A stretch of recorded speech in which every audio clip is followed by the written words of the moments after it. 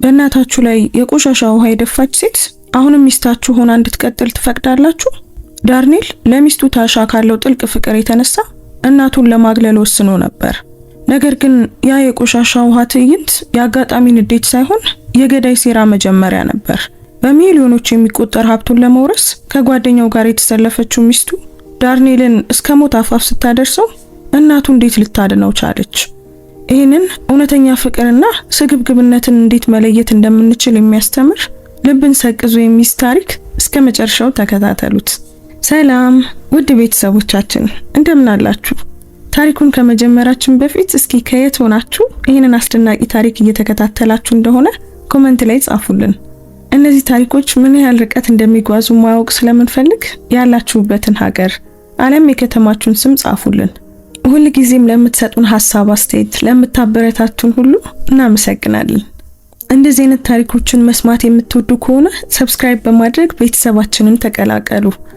አንዲት የደግነት ተግባር የሰውን ሕይወት ይለውጣል ብላችሁ የምታስቡ ከሆነ ላይክ አድርጋችሁ ጀምሩት።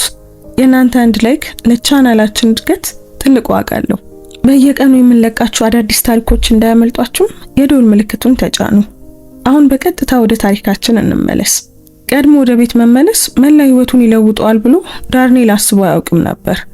የሂውስተን መኖሪያ ቤቱ በሮች እንደተለመደው ተከፈቱ። የታወቀው የቤንትሊ ጎማዎች በጠጠር ላይ የሚያሰሙት ድምጽ ሊያጽናናው ይገባ ነበር። ነገር ግን ሊመሰክረው ያለው ነገር ያገባትን ሴት በተመለከተ ያመነውን ነገር ሁሉ የሚሰባብር ነበር። የመጣው ለምሽቱ የቦርድ ስብሰባ የረሳቸውን አንዳንድ ሰነዶች ለመውሰድ ብቻ ነበር። ባለቤቱ ታሻ ለሌላ 4 ሰዓታት እንደማይመጣ ታስባለች። እናቱ አሪያን ብትሆን ፈጽሞ አልጠበቀችውም ነበር። እሷን ከ23 ዓመታት ፍለጋ በኋላ ካገኛት ጀምሮ ላለፉት 3 ወራት ከነርሱ ጋር እየኖረች ነበር። በጎን መግቢያ በኩል ሲቆም ደሙን የሚያቀዘቅዝ ነገር ሰማ። የእናቱ ድምጽ ነበር፣ ደካማና የሚማጸን ድምጽ። እባክሽ ታሻ ይቅርታ አድርጊልኝ፣ ሆነ ብዬ አይደለም። ዝም በይ አንቺ አሮጊት! የባለቤቱ ድምጽ አየሩን እንደምላጭ ሰነጠቀው። ባሌ ከነዚህ ሁሉ ዓመታት በኋላ ስላገኘሽ ዝም ብለሽ እዚህ ገብተሽ የዚህ ቤት ባለቤት እንደሆንሽ ልትታይ የምትችይ ይመስልሻል እንዴ? ዳርኔል ልቡ በደረት ውስጥ እየመታ ወደ ጓሮ በረንዳ ቀስ ብሎ ተጠጋ። ቀጥሎ ያየው ነገር በቀሪው ህይወቱ ሁሉ ያሳድደዋል።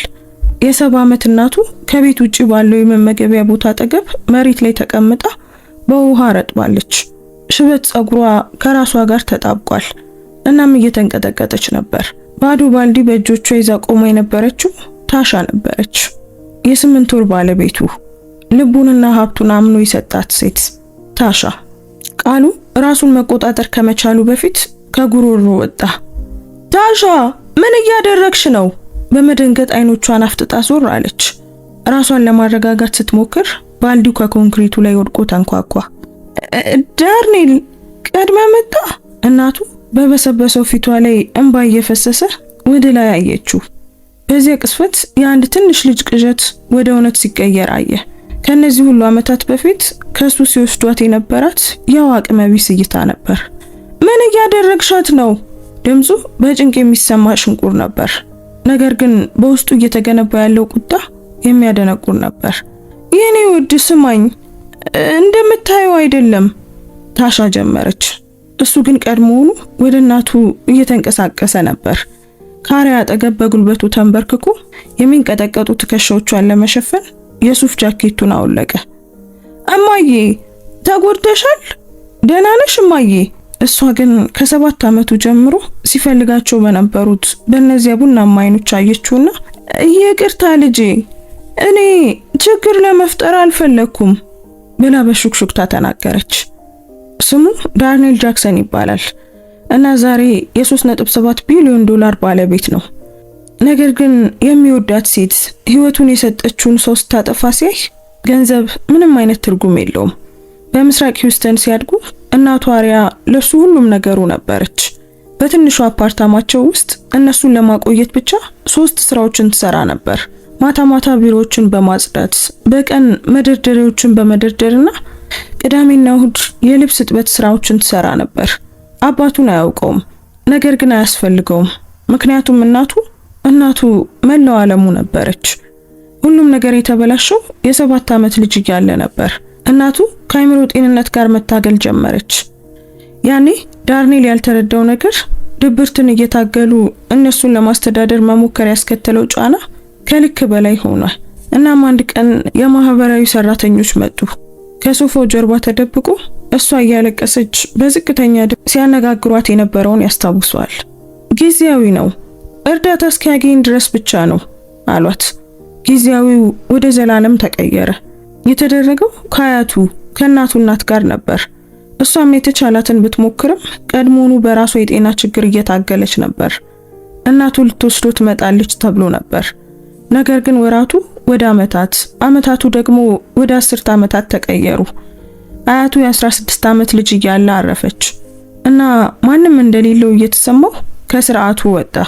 ነገር ግን ያመተው ያ እናቱን የማጣቱ ህመም ነዳጅ ሆነለት።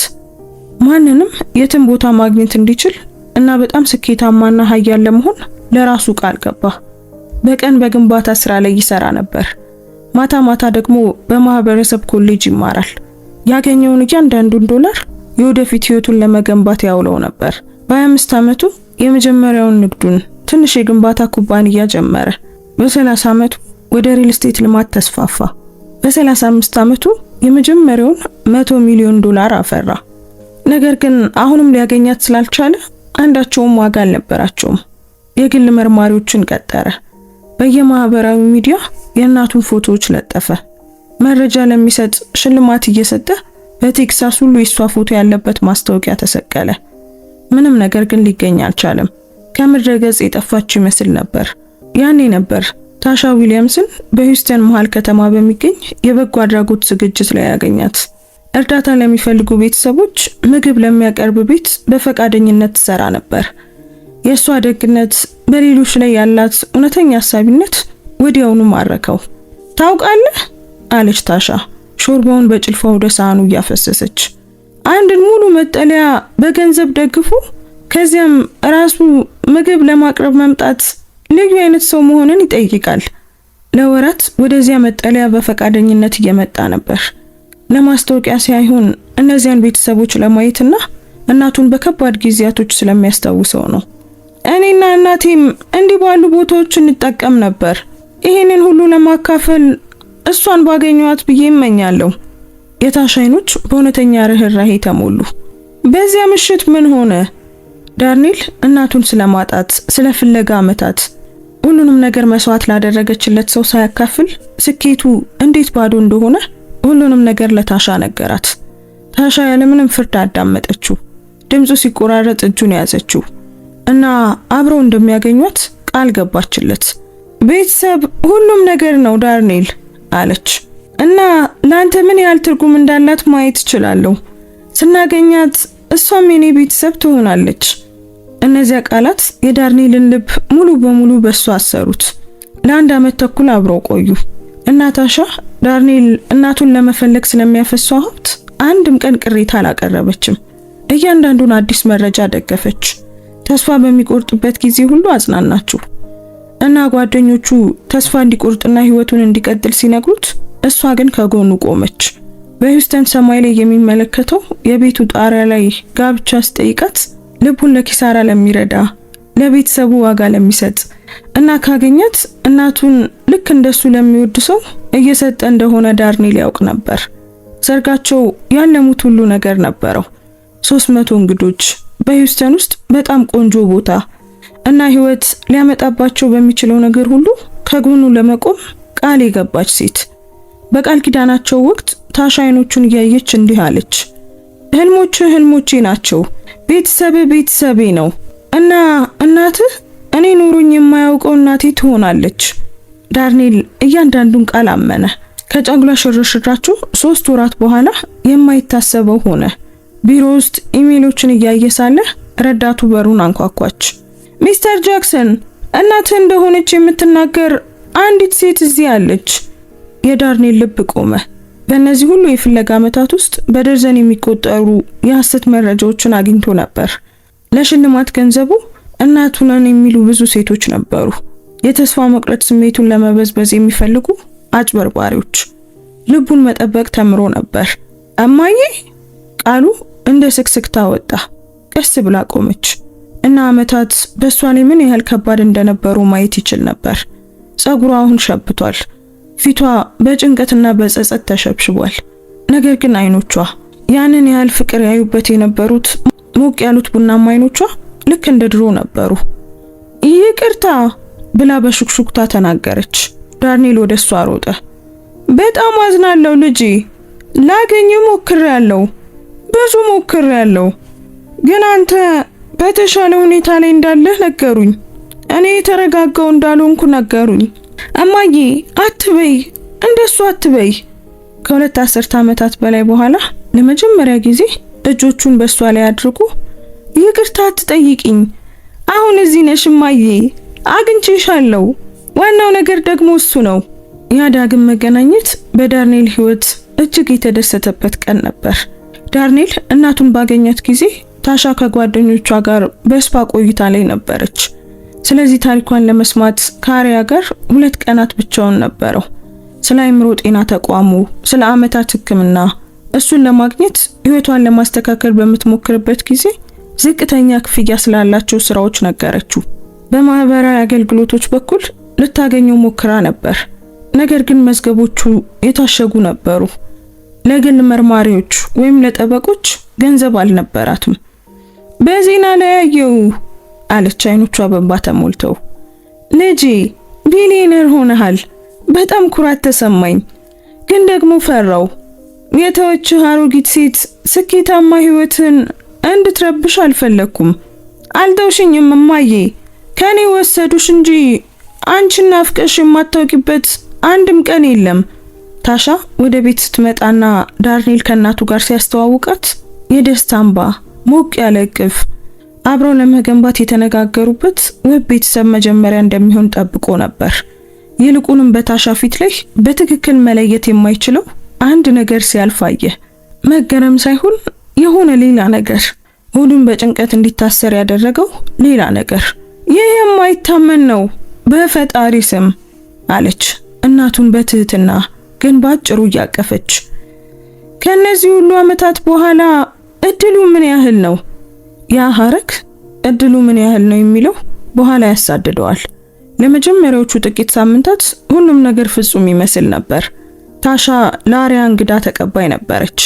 በእንግዳ ማረፊያቸው እንድትቆይ አጥብቃ በመጠየቅ አዳዲስ ልብሶችን በመግዛት በራት ውይይታቸው ውስጥ በማካተት። ነገር ግን ዳርኔል የሚያስረብሹትን ትናንሽ ነገሮች ማስተዋል ጀመረ። ለምሳሌ ታሻ የእናቱን ሰዋሰው ወይም የምግብ አጠቃቀም ስነ ስርዓት በረቀቀ መንገድ ስታርም፣ ወይም በእንግዶች ፊት የእናቱን አስቸጋሪ ታሪክ ስትጠቅስ፣ ወይም እሱና እናቱ ትርጉም ያለው ውይይት በሚያደርጉበት ጊዜ ሁሉ የእሱን ትኩረት የሚሻ አስቸኳይ ጉዳይ ሲኖራት።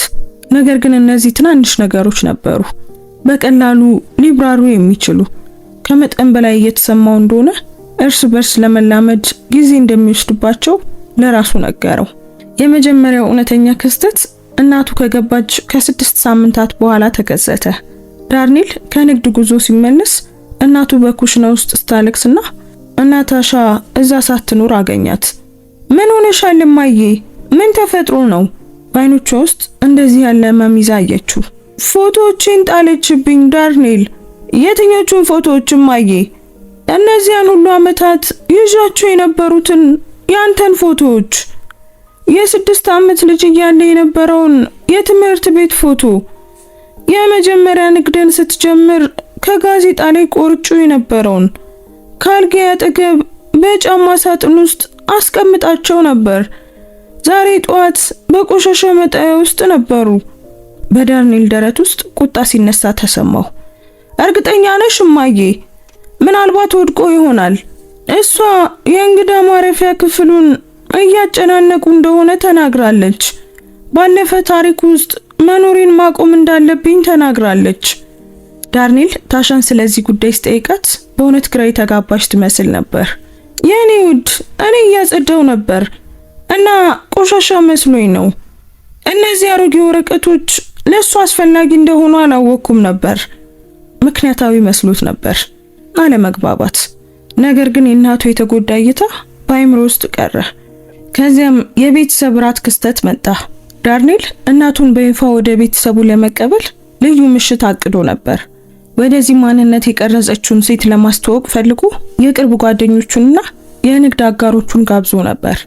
ታሻ ለዝግጅቱ ማስጌጫውን እንድታግዝ በመርዳት ተደስታ የነበረች ትመስል ነበር። ነገር ግን በእራቱ ምሽት ነገሮች ገና ከጅምሩ ተበላሹ። ታሻ ለአሪያ ለዛ ዝግጅት የሚሆን ልብስ ገዝታላት ነበር። እናቱ ለራሷ ከምትመርጠው ፈጽሞ የተለየ በጣም ጎልቶ የሚታይ ልብስ ነበር። አሪያ ምን ያህል ምቾት እንዳልተሰማት ዳርኔል ባየ ጊዜ ከልብሷ ሌላ ነገር ብትመርጥ ይሻላል ብሎ ሐሳብ አቀረበ። አይ ታሻ በለሰለሰ ድምጽ ተናገረች። ይሄ በጣም ቆንጆ ነው፣ ተፈጥሯዊ ነው። በራት ወቅት ታሻ አሪያ በዳርኔል ህይወት ውስጥ ያልነበረችባቸውን ዓመታት ወደሚያጎሉ አቅጣጫዎች ውይይቱን ትመራው ነበር። ላንቺ በጣም አስገራሚ መሆን አለበት አሪያ። ዳርኔል ያለምንም የቤተሰብ ድጋፍ ምን ያህል ስኬታማ እንደሆነ ማየት አለች ለተቀመጡ እንግዶች። ወይም ምንም ሳይኖረው በእነዚያ ወሳኝ የእድገት ዓመታት ማንም የሚመራው ሳይኖር ይህንን ግዛት እንዴት እንደገነባ። እያንዳንዱ አስተያየት በእናቱ ልብ ውስጥ እንደ መርፌ ነበር እና በእያንዳንዱ ተንኮል አዘል ምልከታ እሷ ወደ ራሷ እየተሳበች እንደምትሄድ ዳርኔል ያንን ማየት ይችል ነበር። ነገር ግን በጣም መጥፎ ነገር ታሻ የምትናገረው ነገር ሁሉ በቴክኒክ ዕውቀት መሆኑና እና እሷን መጋፈጥ እሱን ምክንያታዊ ያልሆነ እንዲያስመስለው በሚያደርግ ጣፋጭ አሳቢነት መቅረቡ ነበር።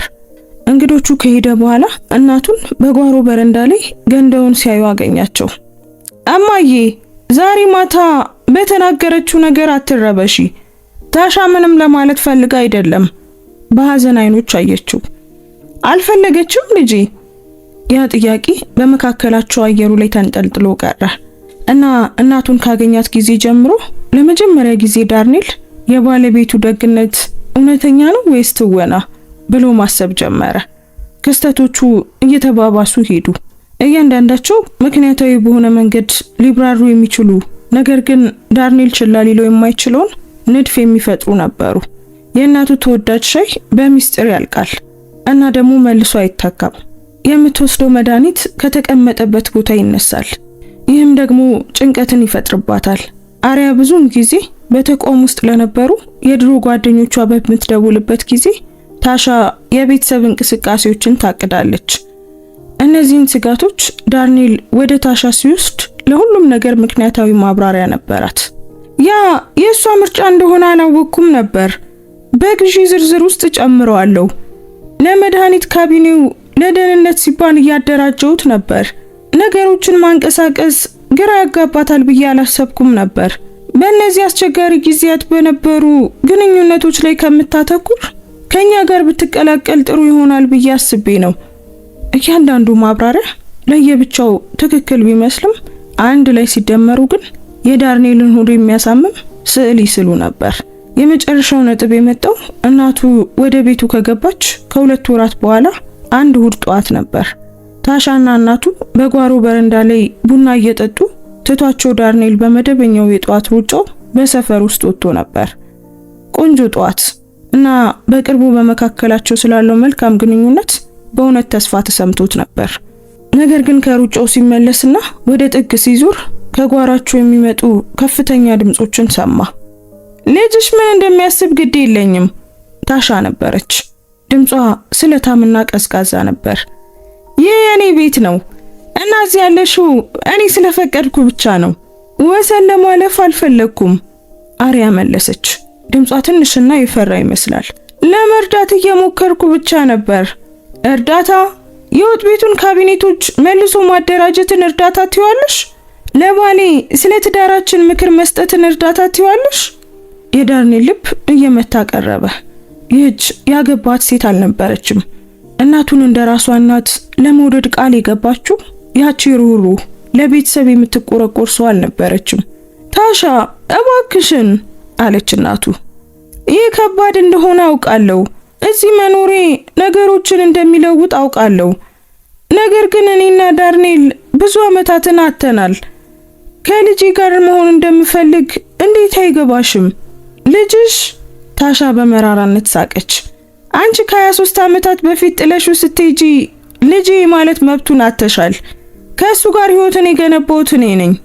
ግዛቱ ሲገነባ ከጎኑ ሆኜ የደገፍኩት እኔ ነኝ። አንቺ ስኬታማ ከሆነ በኋላ ብቅ ያልሽ ዝም ብለሽ አንድ አሮጊት ነሽ። ቃላቱ እንደ አካላዊ ድብደባ መቱት። ባለቤቱ ስለ እናቱ ስለ ዳግም መገናኘታቸው በህይወታቸው ውስጥ ስላለው በጣም አስፈላጊ ግንኙነት በእውነት የምታስበው ይሄንን ነበር። ነገር ግን ቀጥሎ የመጣው በውስጡ የነበረው ነገር ሙሉ በሙሉ አጠፋው።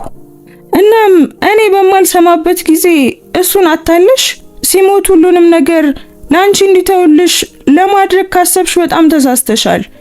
በህይወት ውስጥ ቦታዬን ሰርቼ አግኝቻለሁ። አንቺ ዝም ብለሽ አንድ አሮጊት ነሽ። አሪያ በዝቅተኛ ድምጽ ስታለቅስ ሰማ እና በዳንኤል ደረት ውስጥ የሆነ ነገር ተሰበረ። እኔ ገንዘቡን አልፈልግም ብላ በሹክሹክታ ተናገረች። ልጅን ብቻ ነው የምፈልገው። እንግዲያውስ ልታገኙ አትችይም፣ ታሻ በቁጣ ተናገረች። አንቺ በምትፈልጊው መንገድ አይደለም። ስለዚህ እዚህን ትዳር ድንበሮች የምታከብሪ ከሆነ ወይም ሌላ የምትኖሪበት ቦታ የምትፈልጊ ከሆነ መወሰን አለብሽ። ከቤቱ ጥግ በስተጀርባ በድንጋጤ ቆሞ ያያል። ያገባት ሴት ፈጽሞ ሊያስበው የማይችለው ጭካኔን እንደምትፈጽም ተረዳ። ነገር ግን ሌላም አንድ ነገር ተረዳ። እሷ አይሰማም ብላ ስታስብ እናቱን በዚህ መንገድ ካናገረቻት እሱ በሌለበት በሌሎቹ ጊዜያቶች ሁሉ ምን እየተፈጠረ ነበር? በዚያ ምሽት ስለ ቤተሰባቸው ሁኔታ ግልጽ የሆነ ውይይት እንደሚያደርጉ ተስፋ በማድረግ ሁለቱንም ሴቶች ሳሎን ውስጥ አስቀመጣቸው። በመካከላችሁ የሆነ ውጥረት እንዳለ አስተውያለሁ። እናም በቀጥታ መነጋገር ያለብን ይመስለኛል። ታሻ ወዲያውኑ ወደ ትወና ሁኔታዋ ገባች። ሆነ ተብሎ በታቀደ ሞቅ ያለ ስሜት የእናቱን እጅ ለመያዝ ዘረጋች።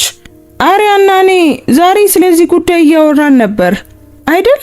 በተሻለ ሁኔታ ለመግባባት መስራት እንፈልጋለን። አሪያ በዚህ ድንገተኛ የፍቅር መግለጫ ግራ ተጋብታ ግን በሀፍረት አንገቷን ነቀነቀች። ጥሩ ነው አለ ዳርኔል። ምንም እንኳን የታሻ ድንገተኛ የአመለካከት ለውጥ የሆነ ነገር ስህተት እንደሆነ ቢሰማውም፣ ምክንያቱም ሁለታችሁም ለኔ ሁሉም ነገሬ ናችሁ እና ቤተሰቤ ሰላም መሆኑን ማወቅ አለብኝ። በእርግጥ የኔ ፍቅር እኔም ሆንኩ እናት ላንተ የሚበጀውን ነው የምንፈልገው አይደል አሪያ? አሁንም አሪያ አንገቷን ነቀነቀች። ነገር ግን በአይኖቿ ውስጥ እርግጠኛ ለመሆንን ዳርኔል ማየት ይችል ነበር። በሚቀጥሉት ጥቂት ሳምንታት ውስጥ በላዩ ላይ ነገሮች እየተበላሹ ያሉ ይመስል ነበር። ታሻ ከአሪያ ጋር የበለጠ ትቀራረብ ነበር። እንደ ገበያ መውጣት፣ ምግብ ማብሰል ያሉ እንቅስቃሴዎችን አብረው ማድረግ ጀመሩ። ነገር ግን አሪያ የበለጠ ወደ ራሷ ያፈገፈገች፣ የበለጠ የምትጨነቅ እና ዳግም ካገኛት ንቁ ሴት ያነሰች መስላት አየችው። በግል ሲጠይቃት አሁንም እዚህ ለመኖር እየተላመድኩ ነው ልጄ፣ ይሄ ሁሉ ነገር ለኔ አዲስ ነው ብቻ ትለው ነበር። ነገር ግን የሆነ ችግር እንዳለ ማየት ይችላል። ራሷን ሁልጊዜ መጠራጠር ጀመረች።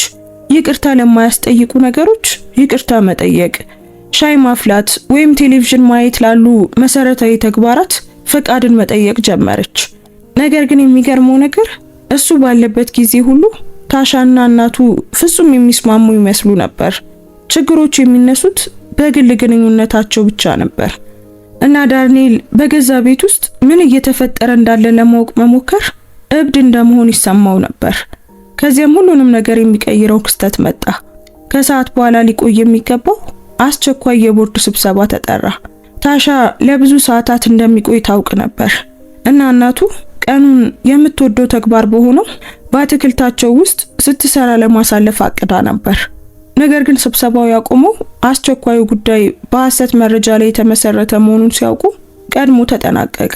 ዳርኔል ባለቤቱን ቀድሞ በመመለስና ለፍቅር ምሳ ይዟት ለመውጣት ሊያስገርማት ወሰነ። ያኔ ነበር በራሱ መንገድ ላይ መኪናውን ያቆመው። ወደ ራሱ የጓሮ በረንዳ እየተጓዘ ስላገባት ሴት ያለውን ግንዛቤ የሚያፈርስ ትዕይንትን የተመለከተው። ምክንያቱም እናቱ እዚያ ነበረች። የ70 ዓመት እናቱ ማንም ሰው ሊሸከመው ከሚችለው በላይ የልብ ስብራትን ያለፈችው በውሃ ረጥቧ መሬት ላይ ተቀምጣለች።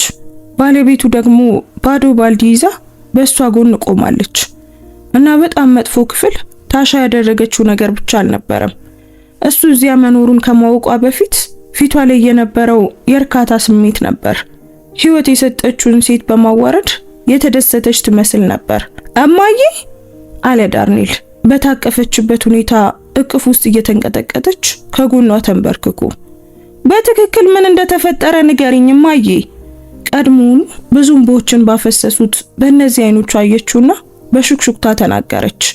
አበቦቹን ውሃ እያጠጣው ሳለ በስህተት የቡና ሲኒዋን ገለበጥኩት። ስህተት ነበር ልጄ። ለማጽዳት ሞከርኩ። እሷ ግን እያባባሽው ነው አለችኝ እና ለዛ ውሃ ደፋችብሽ? አሪያ መከላከያዋን እያዘጋጀች በቆመችው ታሻ ላይ በፍርሃት ተመለከተች። የበረንዳውን ዕቃዎች ለማጽዳት የተጠቀምኩበት የባልዲው ቆሻሻ ውሃ ነበር አለች በቀስታ። ቆሻሻ የማደርግ ከሆነ ቆሻሻ መሆን ምን እንደሚመስል ማወቅ አለብሽ አለችኝ። በዳርኔል ደረት ውስጥ የሆነ ነገር ሲሰነጠቅ ተሰማው። ይህ ተግሳጽ አልነበረም፣ ቁጣም አልነበረም፣ ቀጥተኛ ጭካኔ ነበር። ቀድሞውኑ ከድርሻዋ በላይ መከራን ባየች ሴት ላይ ያነጣጠረ ጭካኔ። ጃኬቱን በእናቱ ትከሻ ላይ እንዳደረገ ቀስ ብሎ ቆመና ባለቤቱን ልክ ለመጀመሪያ ጊዜ እንደሚያያት ሰው አያት። ታሻ አሁን ወደ ውስጥ ግቢ። ቀጥሎ የመጣው ውይይት ለመስማት ዝግጁ ያልነበራቸውን እውነቶች ገለጠ። ነገር ግን አንዴ ከተነጋገሩ በኋላ ሊረሳቸው አልቻለም። እያታለለች ነው ዳርኔል አለች ታሻ ሳሎን ውስጥ ብቻቸውን እንደሆኑ። የመጀመሪያውን ቢሊዮንህን እንዳገኘ ወዲያውኑ ብቅ ማለቷ፣ ምስኪን የተተወች እናት መሆኗን መጫወቷ እና በድንገት በዚህ ቤት ውስጥ የራሷ እንደሆነ መኖሯን ማየት አትችልም ዳርኔል? ይሄ ሁሉ እኮ ግልጽ ማታለል ነው። ታሻ አፍሽን ዝጊ። እሷ እኮ እናቴ ናት ዳርኔል። ከ30 ዓመታት በፊት የወለደችና ከዚያ ከህይወት የጠፋች እንግዳ ሴት ናት። አልጠፋችም፣ ከኔ ተወስዳ ነው ዳርኔል። የነገረችን ማንኛውንም ነገር አረጋግጠሃል? ከዚህ የአእምሮ ጤና ተቋም የተገኘ የሕክምና መረጃን አይተሃል? አንተን ለማግኘት እንዳለችው በእውነት መሞከሯን አረጋግጠሃል? ጥያቄዎቹ እንደ ክስ ዳርኔልን መቱት። እናም እናቱን በማግኘቱ ካለው ደስታ የተነሳ ታሪኳን ለማረጋገጥ እንዳላሰበ ተረዳ።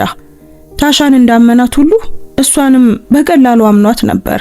ታሻ ያ እሷን የማዋረድ መብት አይሰጥሽም። እኔ እሷን ለማዋረድ እየሞከርኩ አልነበረም አለች። እሷን ትንሽ አክብሮት ለማስተማር እየሞከርኩ ነበር።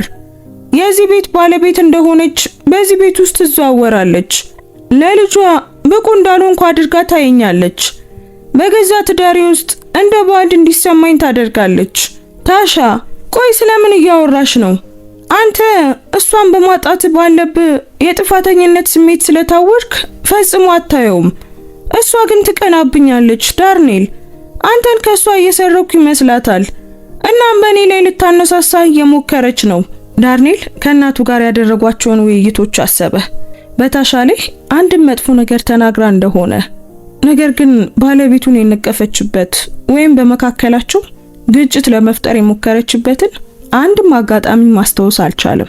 ያ እውነት ቢሆን እንኳን በ70 ዓመት አሮጊት ላይ ቆሻሻ ውሃ ማፍሰስ መፍትሄ አይደለም ሲል ጮኸ። ልክ ነህ አለች ታሻ። እናም ላፍታ ይቅርታ የምትጠይቅ መሰለች። ከወራት በፊት እንድትወጣ መናገር ነበረብኝ። በድምጿ ውስጥ ያለው ቅዝቃዜ እስከ ዳርኔል አጥንት ድረስ ዘለቀ። በዚያ ምሽት እናቱ ታጥባ የደረቀ ልብስ ከለበሰች በኋላ በአካል አለመጎዳቷን ካረጋገጠ በኋላ በእንግዳ ማረፊያ ክፍል ውስጥ ከሷ ጋር ተቀመጠ እና ቤተሰባቸው ምን እየሆነ እንደሆነ ለመረዳት ሞከረ። እማዬ እውነቱን ንገሪኝ፣ ለታሻ ያለ ማክበር ስሜት አሳይተሻታል? በመካከላችን ችግር ለመፍጠር ሞክረሻል? በሐዘን ስሜት አየችው። ልጄ እኔ በትዳራችሁ ውስጥ ችግር ለመፍጠር አልፈልግም። ምን ያህል እንደምትወዳት ታውቃለሁ። ያንን አይደለም የጠየቅኩሽ እማዬ። ለረጅም ጊዜ ዝም አለች እና ቃላቶቿን በጥንቃቄ ስትመርጥ ማየት ይችል ነበር። ረዳት ለመሆን ሞክሬያለሁ። ምናልባት አንዳንድ ጊዜ ሳላውቀው ወሰኖችን አልፍ ይሆናል። ከሌሎች ሰዎች ጋር መኖርን አልለመድኩም እና ምናልባት ነገሮችን በስህተት እያደረግኩ ሊሆን ይችላል። ስለ እይታውስ ስለ ቅሬታ አንስታ ነበር። እናቱ በጥልቀት ተነፈሰች። እኔ ምንም አይነት ቅሬታ የለኝም ዳርኔል፣ ግን ስላንተ እጨነቃለሁ። ስለኔ ምንም አየ እሷ የምትወድ ስለማንነት ነው ወይስ ስለምታቀርብላት ነገር የሚለው ያሳስበኛል። ቃላቶቹ በመካከላቸው አየሩ ላይ ተንጠልጥለው ቀሩ እና የዳርኔል ዓለም ሲናወጥ ተሰማው። ቆይ ይሄንን እንድትይ ያደረገሽ ነገር ምንድነው? ትናንሽ ነገሮች ናቸው ልጄ። ስለ ንግድ ስምምነቶች እሷ እንደ ራሷ ስኬት የምታወራበት መንገድ፣ ገንዘብ ወሰን እንደሌለው አድርጋ የምታባክንበት መንገድ፣ ከገነባው ሰው ይልቅ ስኬት ለሚሰጠው የኑሮ ዘይቤ የበለጠ ፍላጎት ያላት ይመስለኛል። ባለቤቱን ለመከላከል ፈልጎ ነበር። ነገር ግን እናቱ የምታስተውለውን ነገር ሁሉ ዳርኔልም ማስተውሎት የነበረ ቢሆንም እንደ ኢምንት ነገር ወደ ጎን ገፍቶት ስለነበር በውስጡ የሆነ ነገር መሰንጠቅ ጀመረ። እናም ዳርኔል በቀስታ ቀጠለች፣ አንተ በሌለህበት ጊዜ የምታየኝ መንገድ አንድ ሰው የሚወደውን ሰው ቤተሰብ በሚያይበት መንገድ አይደለም። ምን ለማለት ፈልገሽ ነው ማዬ?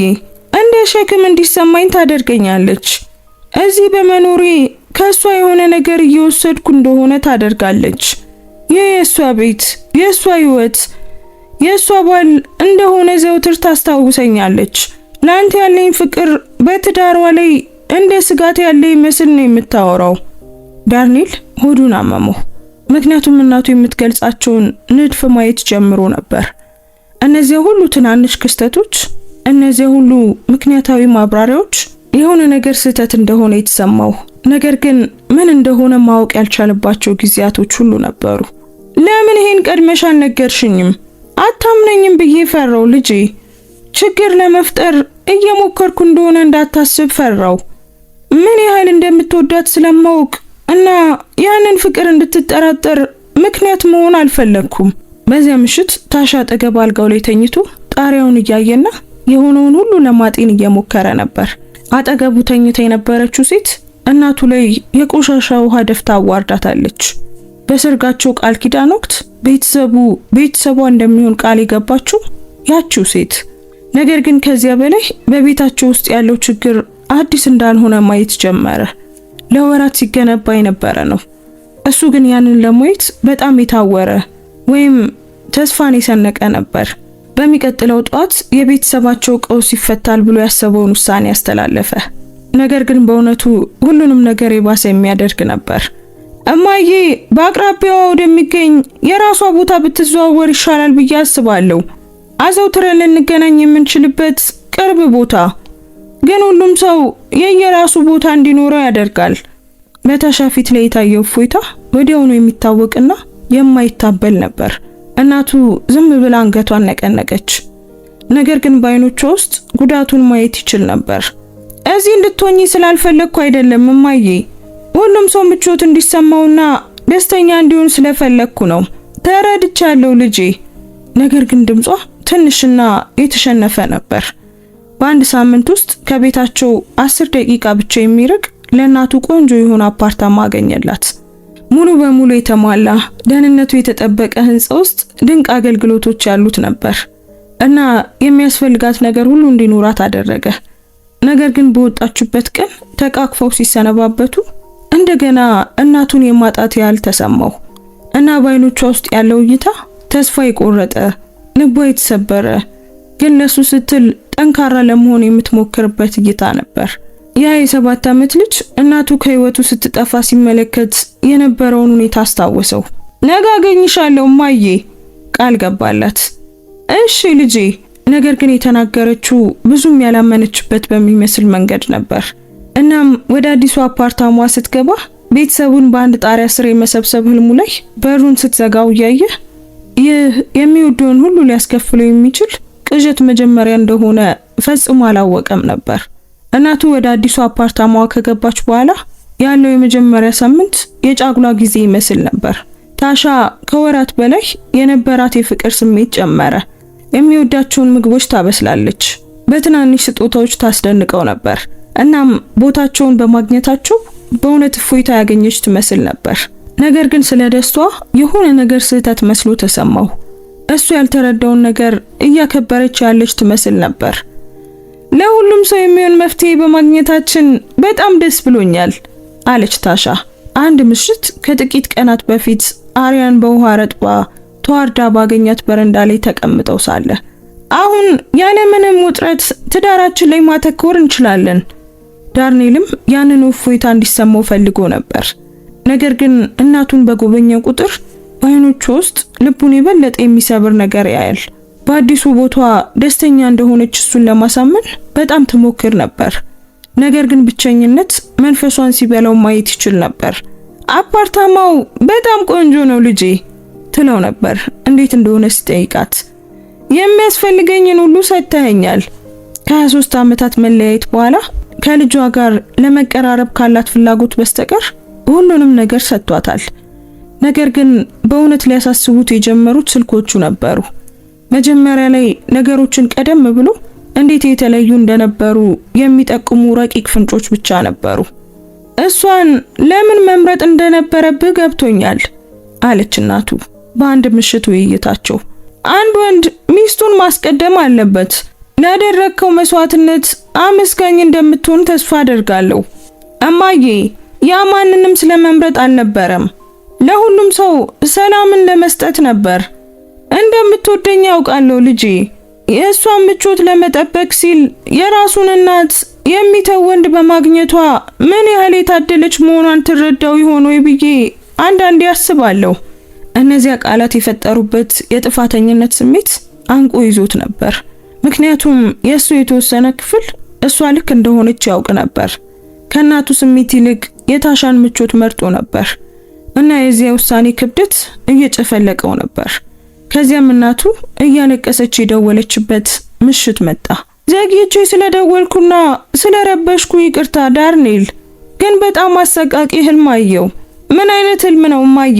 አንተ በአደጋ ውስጥ እንዳለ የቅርብ የሆነ ሰው ሊጎዳ እያቀደ እንደሆነ አየሁ።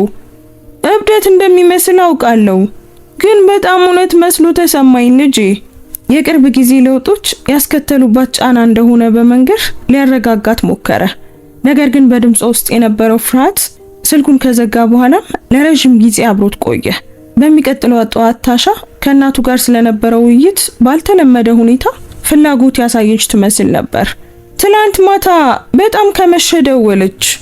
ቡና እያፈላች በቀላል መንገድ ጠየቀችው። ሁሉም ነገር ሰላም ነው? ቅዠት አይታ ነበር። ስለ እኔ በጣም ተጨንቃለች። ታሻ ጀርባዋን ወደሷ አድርጋ ቆመች እና ትንሽ ስትስቅ ሰማ። አንተ በአደጋ ውስጥ እንዳለ ቅዠት? የሚገርም ነው። ወደሱ ዞረች። በዚያ ጣፋጭ ፈገግታ ተመለከተችው። ይህም ለዳርኔል ከጊዜ ወደ ጊዜ እየተመረተ የመጣ ይመስለው ነበር። ሆነ ተብሎ የሚደረግ ምንም አይደለም የኔ ፍቅር። እኛ ወደ አዲሱ መደበኛ ህይወታችን ስንገባ ሁሉ ጊዜም ያንተን ትኩረት የምትሻ መሆኑ ብቻ አስገርሞኝ ነው። የአስተያየት ችላ ለማለት የሞከረውን ግን ሊያወጣው ያልቻለውን የጥርጣሬ ዘር ዘራበት። እናቱ በእውነት ትንቢታዊ ህልሞችን እያየች ነበር ወይስ በህይወት ውስጥ ያላትን ቦታ ለማስጠበቅ በስሜቱ እየተጫወተች ነበር? ንድፉ ለሳምንታት ቀጠለ። በየጥቂት ቀናት እናቱ ስለ ደህንነቷ አዲስ ስጋት ይዛ ትደውላለች። የሆነ ነገር ስህተት እንደሆነ የሚሰማት ውስጣዊ ስሜት፣ ስለ ደህንነቱ እንድትጨነቅ የሚያደርግ ሌላ ህልም እና በእያንዳንዱ ጊዜ ታሻ ስለ እነዚህ ጥሪዎች ጊዜና ድግግሞሽ ረቂቅ አስተያየቶችን ትሰጣለች። እንደገና እንደምታጣ ፈርታለች ትላለች ታሻ። ይገባኛል፣ ግን ዳርኔል እናት ስላለፈው ታሪክ ጭንቀት ስላላት ብቻ ሁሉ ጊዜ በጥንቃቄ መኖር አትችልም። ምክንያታዊ ይመስላል። ለባሯ አይምሮ ጤንነት የምትጨነቅ ሚስት ድምጽ ይመስላል። ነገር ግን የሆነ ስህተት አሁንም እንዳለ ይሰማዋል። ከዚያ እናቱ የበለጠ ቀጥተኛ ክሶችን ማቅረብ ጀመረች። ልጄ፣ አንድ ነገር ልጠይቅህ እፈልጋለሁ እና በእውነት አዳምጠኝ አለች አሪያ አፓርታማዋ በሄደበት በአንዱ ጉብኝቱ ወቅት። ታሻ ስለ ንግድ ስራ ምን ያህል ታውቃለች? ምን ለማለት ፈልገሽ ነው እማዬ? ማለቴ ወደ ሂሳቦች መድረሻ አላት? ስለ ኢንቨስትመንቶች፣ ስለ ኮንትራቶች፣ ስለ ፋይናንስ እቅዶች በሙሉ ታውቃለች? ወዲያውኑ የመከላከል ስሜት ተሰማው። እማዬ፣ እሷ እኮ ሚስቴ ናት። በእርግጥ ሁሉንም ታውቃለች። ያን አይደለም የጠየቅኩ። ያላንተ ውሳኔ እንድታደርግ የሚያስችላት ወይም የሆነ ነገር ቢከሰት ከስኬት እንድትጠቀም የሚያስችላት አይነት መዳረሻ አላት ወይ ነው ያልኩ። ጥያቄው እንደ አካላዊ ድብደባ መታው። ሚስቴ ለገንዘብ ብላ እንዳገባችኝ እየተናገርሽ ነው እማዬ? ስኬታማ በሆንክበት ቅስፈት በህይወት ውስጥ ብቅ የምትል በጣቷ ላይ ቀለበት እስክታገኝ ድረስ እያንዳንዱ ህልምህን የምትደግፍ እና ወዲያውኑ በህይወት ዘመን ሁሉ ስትፈልገው ከነበረው ቤተሰብ እንድትርቅ የምታደርግ ሴት ንጹህ ዓላማ ላይኖራት ይችላል እያልኩ ነው። እማዬ ስለምወዳት ሴት እያወራሽ ነው? አይ ከህይወቴ በላይ ስለምወደው ልጄ እያወራሁ ነው። ዳርኔል ማንም እንደማያያት ስታስብ እንዴት እንደምታይ አይቻለሁ። አንዲት ሴት የህይወት አጋሯን በምታይበት በዛ መንገድ አይደለም። የሆነ ሰው ያሸነፈውን ሽልማት በሚያይበት መንገድ ነው የምታይ። በዚያ ቀን ከእናቱ አፓርታማ የወጣው በቁጣና በግራ መጋባት ስሜት ነበር። ምክንያቱም ስጋቷን ከልጇ ጋር ብዙ ዓመታትን ያጣች ሴት አባዜ አድርጎ ሊተው አልፈለገም። የሱ የተወሰነ ክፍል እሷ የጠቆመችውን ነገር አስተውሎት ነበር። ታሻን ስለ እናቱ ክስ ሲጋፈጣት ምላሿ ፈጣንና አሰቃቂ ነበር። እሷ ትዳራችንን ለማፍረስ እየሞከረች ነው። ዳርኔል ቆይ እንዴት ያንን ማየት አትችልም? አንድ ጊዜ አታለች እና አሁን እንደገና እንዳታጣ ስለፈራች በእኔ ላይ ልታነሳሳ እየሞከረች ነው። ግን በአንዳንድ ነገሮች ትክክል ብትሆንስ? ለገንዘብ ብላ ብታገባኝስ? የታሽ አይኖች በህመምና በቁጣ ተሞሉ።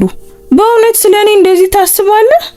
አብረን የገነባነው ነገር ሁሉ ውሸት ነው ብለህ ታምናለህ? በአይኖቿ ውስጥ ያለውን ህመም ማየት በዓለም ላይ ካሉ ባሎች ሁሉ መጥፎ እንደሆነ እንዲሰማው አደረገው። አይ እንደዛ አላስብም። በመካከላችሁ ለምን የሁሉ ግጭት እንዳለ ለመረዳት ብቻ እየሞከርኩ ነው። ግጭቱ ያለው እሷ አንተን ስለምትፈልግ ነው እና እኔን ለፍቅሯ እንደ ተፎካካሪ እያየችኝ ነው። ትክክለኛው ነገር ይሄ ነው። በዚያ ምሽት ዳርኔልና ታሻ አብረው የነበራቸውን የቀድሞ ጊዜ የሚያስታውስ ቆንጆ ምሽት አሳለፉ። ምን ያህል እንደምትወደው ያንን በመጠራጠሩ ምን ያህል እንደተጎዳች እና የምትፈልገው ነገር ቢኖር አብረው ቆንጆ ህይወትን መገንባት ብቻ እንደሆነ በሹክሹክታ እየነገረችው ሩህሩህና ደካማ ሆና ነበር። እናትህን ማጣት በጣም እንደጎዳህ አውቃለሁ አለች፣ እርስ በርሳቸው እቅፍ ውስጥ ሆነው። እና እሷን ማግኘት እንደ ተአምር እንደተሰማህም አውቃለሁ። ግን ዳርኔል ስላለፈው ያለብህ የጥፋተኝነት ስሜት የወደፊት ህይወታችንን እንዲያበላሸው መፍቀድ የለብህም። ላፍታ ያህል ከባለቤቱ ጋር እዚያ ተኝቶ ምናልባትም እናቱ ተሳስታ ሊሆን ይችላል ብሎ አሰበ። ምናልባትም ታሻ በእውነት የምትወደው ስለማንነቱ ሊሆን ይችላል። እና ምናልባት የእናቱ ስጋቶች ከእውነተኛው ውስጣዊ ስሜት ይልቅ ካለመረጋጋት የመነጩ ሊሆኑ ይችላሉ። ነገር ግን ያ ስሜት ብዙም አልቆየም። በሚቀጥለው ሳምንት ሳያሳውቅ ወደ እናቱ አፓርታማ ሄደ እና በኩሽና ጠረጴዛ ላይ ጋዜጣ ዘርግታ ስታለቅስ አገኘ። ምን ሆነሻል እማዬ? እንባ በፊቷ ላይ እየፈሰሰ ወደ ላይ አየችው። ይሄንን አይተሃል ልጄ? የቅርብ ጊዜ ኮንትራቱን በቴክሳስ ውስጥ ካሉ ሀብታም አልሚዎች አንዱ የሚያደርገውን የ3 ቢሊዮን ዶላር የልማት ስምምነት የሚገልጸውን የንግድ ክፍል ጠቆመች። አሁን አይቼዋለሁ። በዚህ የምትኮሪ መስሎኝ ነበር። አይኮራለሁ ልጄ፣ ግን ደግሞ ፈራለሁ። ለምን ትፈሪያለሽ እማዬ? ቀድሞኑ ብዙ ህመም ባዩት በእነዚያ ብልህ አይኖቹ አየችው። ዳርኔል ይህ ውል ብዙ ሰዎች ሊገምቱ ከሚችሉት በላይ ገንዘብ እንድታገኝ ያደርግሃል እና ባለቤት ስለሱ ታውቃለች። አዎ እማዬ፣ እሷ እኮ ሚስቴ ናት እና ይህ ውል ካለፈ በኋላ ወዲያውኑ የሆነ ነገር ቢከሰትብህ ሁሉንም ነገር ማን ይወርሳል? ጥያቄው ሊፈነዳ እንደሚጠብቅ ቦምብ በመካከላቸው አየሩ ላይ ተንጠልጥሎ ቀረ። እማዬ በእውነት ምን ለማለት እየሞከርሽ ነው? ወደ ህይወቴ የተመለስኩበት ጊዜ የጋብቻ ጊዜና የዚህ ውል ጊዜ የሚመስሉትን ያህል አጋጣሚ ላይሆኑ ይችላሉ እያልኩ ነው። መሬቱ ከዳርኔል እግር ስር የሚንሸራተት መሰለው። ታሻ ይህንን ሁሉ አቅዳለች ብለሽ ታስቢያለሽ? በ70 ዓመት አሮጊት ላይ ቆሻሻ ውሃ ለማፍሰስ ፈቃደኛ የሆነች ሴት በአንተ ላይ ብዙ ነገር ልታደርግ ትችላለች ብዬ አስባለሁ። ያ ውይይት ለቀናት አሳደደው። ምክንያቱም በእውነት ሲያስበው የጊዜ መስመሩ አጠራጣሪ ነበር። ታሻ ወደ ህይወቱ የመጣችው ንግዱ በእውነት እያደገ በነበረበት ወቅት ነበር። እናቱን እስኪያገኝ ድረስ ፍለጋውን ስትደግፍ ነበር። አሁን ደግሞ የሙያውን ትልቁን ስምምነት ሊዘጋ ሲል የሆነ ነገር ቢከሰት ሁሉንም ነገር የምትወርሰው ሴት ካለው ብቸኛ ቤተሰብ ልትለየው እየሞከረች ነበር። ነገር ግን የእናቱን ማስጠንቀቂያ ማመን በጀመረ ቁጥር ታሻ ወደ መጀመሪያው ተወስዶ ነበር። ለምሳሌ አንድ ቀን ጧት ቁርስ አልጋ ላይ ይዛለት በመምጣት አስገርማው ቤተሰብ ስለመመስረት እያሰበች እንደሆነ ነገረችው። በቅርቡ ነገሮች በጣም አስጨናቂ እንደነበሩ አውቃለሁ አለች፣ ልቡን በሰረቀው በዚያ ውብ ፈገግታ አጠገቡ ተቀምጣ። ግን ልጅ መውለድ የበለጠ ያቀራርበናል፣ ትኩረት የምናደርግበት አዎንታዊ ነገር ይሰጠናል ብዬ አስባለሁ። ከታሻ ጋር ልጅ የመውለድ ሐሳብ ዳርኔልን በደስታና በተስፋ ሞላው። ምክንያቱም በእርግጠኝነት ከሱ ጋር ቤተሰብ መመስረት የምትፈልግ ሴት እሱን ለመጉዳት ልታቅድ አትችልም። እኔ ያሰብኩትን ነው የምትናገሪ? እናት ለመሆን ዝግጁ ነኝ እያልኩ ነው ዳርኔል። ሁልጊዜም የምትፈልገውን ቤተሰብ ለመስጠት ዝግጁ ነኝ። በዚያ ቀን ከባለቤቱ ጋር ከወራት በላይ የነበረው ግንኙነት በለጠ። ስለ ሕፃናት ስሞች ሲያወሩ፣ የመዋኛ ክፍሉን ሲያቅዱ፣ ስለ ወደፊት ልጆቻቸው ሲያልሙ ሰዓታትን ያሳልፉ ነበር። እናቱ ከመጣች በኋላ ለመጀመሪያ ጊዜ ከቤተሰብ ድራማው በፊት የነበራቸውን ደስታ ያገኙ መሰለው። ነገር ግን በዚያ ምሽት ደስታውን ለእናቱ ሊያካፍላት ሲደውልላት ምላሿ የጠበቀው አልነበረም። በድምጿ ውስጥ መለየት ያልቻለው የሆነ ነገር ነበር። ዳርኔል፣ ይህ ትክክለኛው ጊዜ እንደሆነ እርግጠኛ ነህ? ምን ለማለት ፈልገሽ ነው እማዬ? እኔና ታሻ እርስ በርሳችን እንዋደዳለን፣ በገንዘብም ተረጋግተናል። ታዲያ ከዚህ የተሻለው ጊዜ መቼ ሊሆን ይችላል? ማለቴ እየሆነ ካለው ነገር ሁሉ ከውጥረቱ ጋር በዚህ ሁኔታ ልጅ ማምጣት ጥበብ ላይሆን ይችላል። እማዬ፣ ልጅ ውጥረቱን ይፈተዋል። አንቺና ታሻን የሚያስተሳስር ነገር ይሰጣችኋል። አያት ትሆኛለሽ። በሌላኛው የስልኩ መስመር ላይ ያለው ዝምታ ለረጅም ጊዜ ስለቆየ ስልኩ ተቋርጧል ብሎ አስቦ ነበር። እማዬ አለሽ? ልጄ፣ ተስፋ አደርጋለሁ አንተን የምትቆጣጠርበት ሌላ መንገድ ከመስጠት ይልቅ እኛን አንድ እንዲያደርገን ተስፋ አደርጋለሁ። እማዬ፣ እኔን መቆጣጠር? ቆይ ስለምን እያወራሽ ነው? ዳርኔል፣ በእውነት አስብበት። ልጅ ከወለደችል በህይወትህና በሀብት ላይ ዘላቂ ጥያቄ ይኖራታል ማለት ነው። እሷን ለመተው ብትፈልግ እንኳን ለዘላለም ከሷ ጋር ትተሳሰራለህ። በእናቱ ድምጽ ውስጥ ያለው መጠራጠር አስደነገጠው። እማዬ፣ ህይወት ወደዚህ ዓለም ስለማምጣት እያወራን ነው፣ ስለ ንግድ ስምምነት አይደለም። አውቃለሁ ልጄ፣ እና ደስተኛ እንድትሆን እፈልጋለሁ። ልጆች እንዲኖርህም እፈልጋለሁ። ዝም ብዬ ከትክክለኛዋ ሴት መውለድህን ማረጋገጥ እፈልጋለሁ። ያ ውይይት በህይወት ውስጥ ባሉት ሁለት በጣም አስፈላጊ ሴቶች መካከል አስቀመጠው። በአንድ በኩል ሁሉ ጊዜ የሚመኘውን ቤተሰብ ልትሰጠው የምትፈልገው ባለቤቱ ታሻ ነበረች። በሌላ በኩል ደግሞ ታሻ በምታደርገው እያንዳንዱ የፍቅር እንቅስቃሴ ውስጥ ስጋትና ማጭበርበርን የምታየው እናቱ ነበረች። ሁኔታውን ለቅርብ ጓደኛው ለአንድሬ ሚለር ለማውራት ወሰነ። እሱና አንድሬ ከኮሌጅ ጀምሮ ይተዋወቃሉ እና በሰርጉ ላይ ሚዜው ነበር። ስለ ቤተሰብ ድራማው ሚዛናዊ ምክር ሊሰጠው የሚችለው ሰው ቢኖር እሱ ነው። በደንብ እንድታዳምጠኝ እፈልጋለሁ አለ አንድሬ እየሆነ ያለውን ነገር ሁሉ ዳርኔል ሲገልጽለት። እናት መተው የማይቻል ከልክ በላይ ተከላካይ ወላጅ መደበኛ ምሳሌ ናት። ግን በአንዳንድ ነገሮች ልክ ብትሆንስ? ስለምን ልክ ብትሆን? ያቺ ቆንጆ የምትወድ ባለቤት ለገንዘብ ብላ እንዳገባች ዳርኔል፣ ያ እንዴት እንደሚሰማ በደንብ አስብበት። አንተ መልከ መልካም፣ ስኬታማና ብልህ ሰው ነህ። አንዲት ሴት ለምን በዚህ ነገር ላትወድ ትችላለች? አውቃለሁ፣ ግን የሁሉም ነገር ጊዜ። የምን ጊዜ? ታሻን ያገኘሃት ለቤት አልባ ቤተሰቦች በፈቃደኝነት በምትረዳበት የበጎ አድራጎት ዝግጅት ላይ ነው። ያላንተ ገንዘብ ወዳድ ይመስላል። በዚህ መንገድ ሲያስቀምጠው የእናቱ ጥርጣሬ አባዜና ኢፍታዊነት ይመስል ነበር። አንድሬ ቀጠለ። እናት ወደ ህይወት ከተመለሰች ጀምሮ ስትከታተል ነበር። ደግ ነች፣ ግን ደግሞ ፈላጊ ነች። ለ23 ዓመታት ያላንተ ኖራለች። እና አሁን በዓለም ውስጥ በጣም አስፈላጊ ሰው በመሆን ያጣችውን ጊዜ ለማካካስ እየሞከረች ነው። ግን አሁን አንተ ያገባ ሰው ነህ። ሚስት መቅደም አለባት። ስለዚህ የእናቴን ስጋ ችላ እንድል እየነገርከኝ ነው? ሚስትህን ማመንና ከእናት ጋር አንዳንድ ድንበሮችን ማበጀት አለብህ ብዬ አስባለሁ።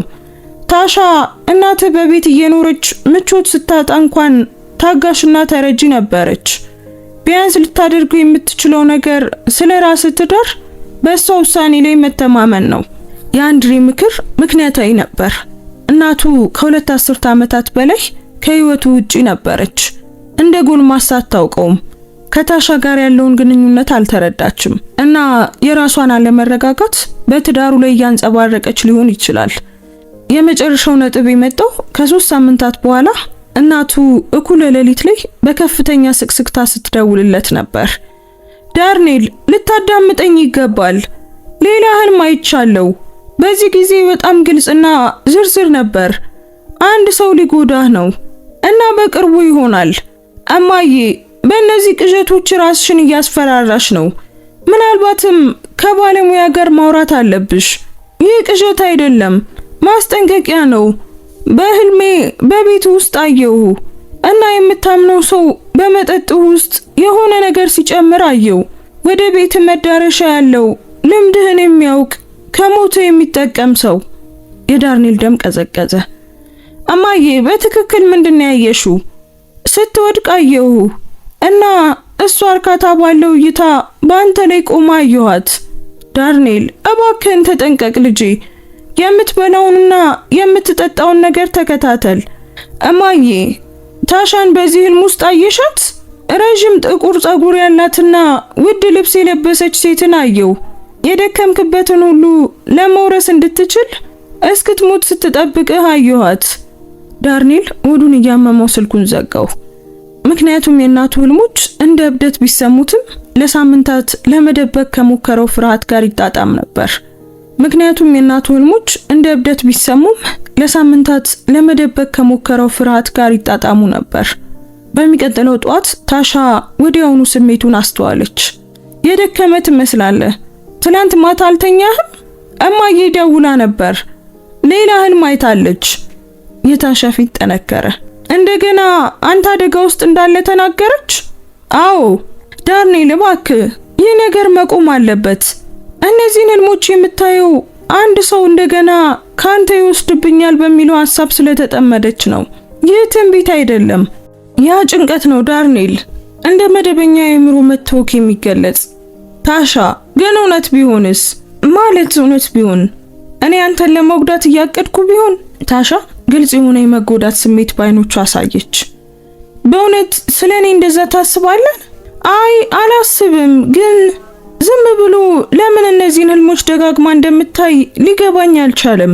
ደጋግማ የምታያቸው በአንዳንድ ጊዜ በእንደዚህ አይነት ታሪኮች ስትደውልልህ ሁሉንም ነገር ትኩረት ስለምትሰጣት ነው። ለባሪዋ ሽልማት እየሰጠ ነው። ስለዚህ ያንን ማድረጓን ትቀጥላለች። ያ በስነ ልቦና ረገድ ትክክል ቢመስልም የእናቱን የመጨረሻ ህልም ዝርዝሮች ወይም ስለ ምግብ ወይም ስለ መጠጡ ጥንቃቄ ማድረግን በተመለከተ የሰጠችውን ልዩ ማስጠንቀቂያ ግን አያብራራም። ምናልባት ሁላችንም አብረን ተቀምጠን ስለዚህ ጉዳይ ማውራት ይኖርብናል። አይ፣ የታሻ ምላሽ ጠንካራ ነበር። በአንድ ክፍል ውስጥ ተቀምጬ የገዛ ባለቤቴን ለመግደል እንደማቅድ ስከሰስ አላዳምጥም። ያ እብደት ነው ዳርኔል። እና አንተም የሷን ክስ ግምት ውስጥ ማስገባትህ አይምሮህን በእኔ ላይ ለመመረዝ እንደተሳካላት ያሳያል። እኔ ለማንኛውም ነገር እየከሰስኩሽ አይደለም ታሻ። ዝም ብዬ የሆነውን ነገር ለማወቅ እየሞከርኩ ነው። ቤተሰባችን በሰላም አብሮ የሚኖርበትን መንገድ ለመፈለግ እየጣርኩ ነው። እናትህ በሰላም አብሮ መኖር አትፈልግም። በህይወት ብቸኛዋ ሴት መሆን ነው የምትፈልገው። ያን ለማድረግ ደግሞ ትዳራችንን ለማፍረስ ፈቃደኛ ናት። በዚያ ምሽት ዳርኔልና ታሻ በትዳራቸው ውስጥ እጅግ የከፋውን ጸብ ተጣሉ።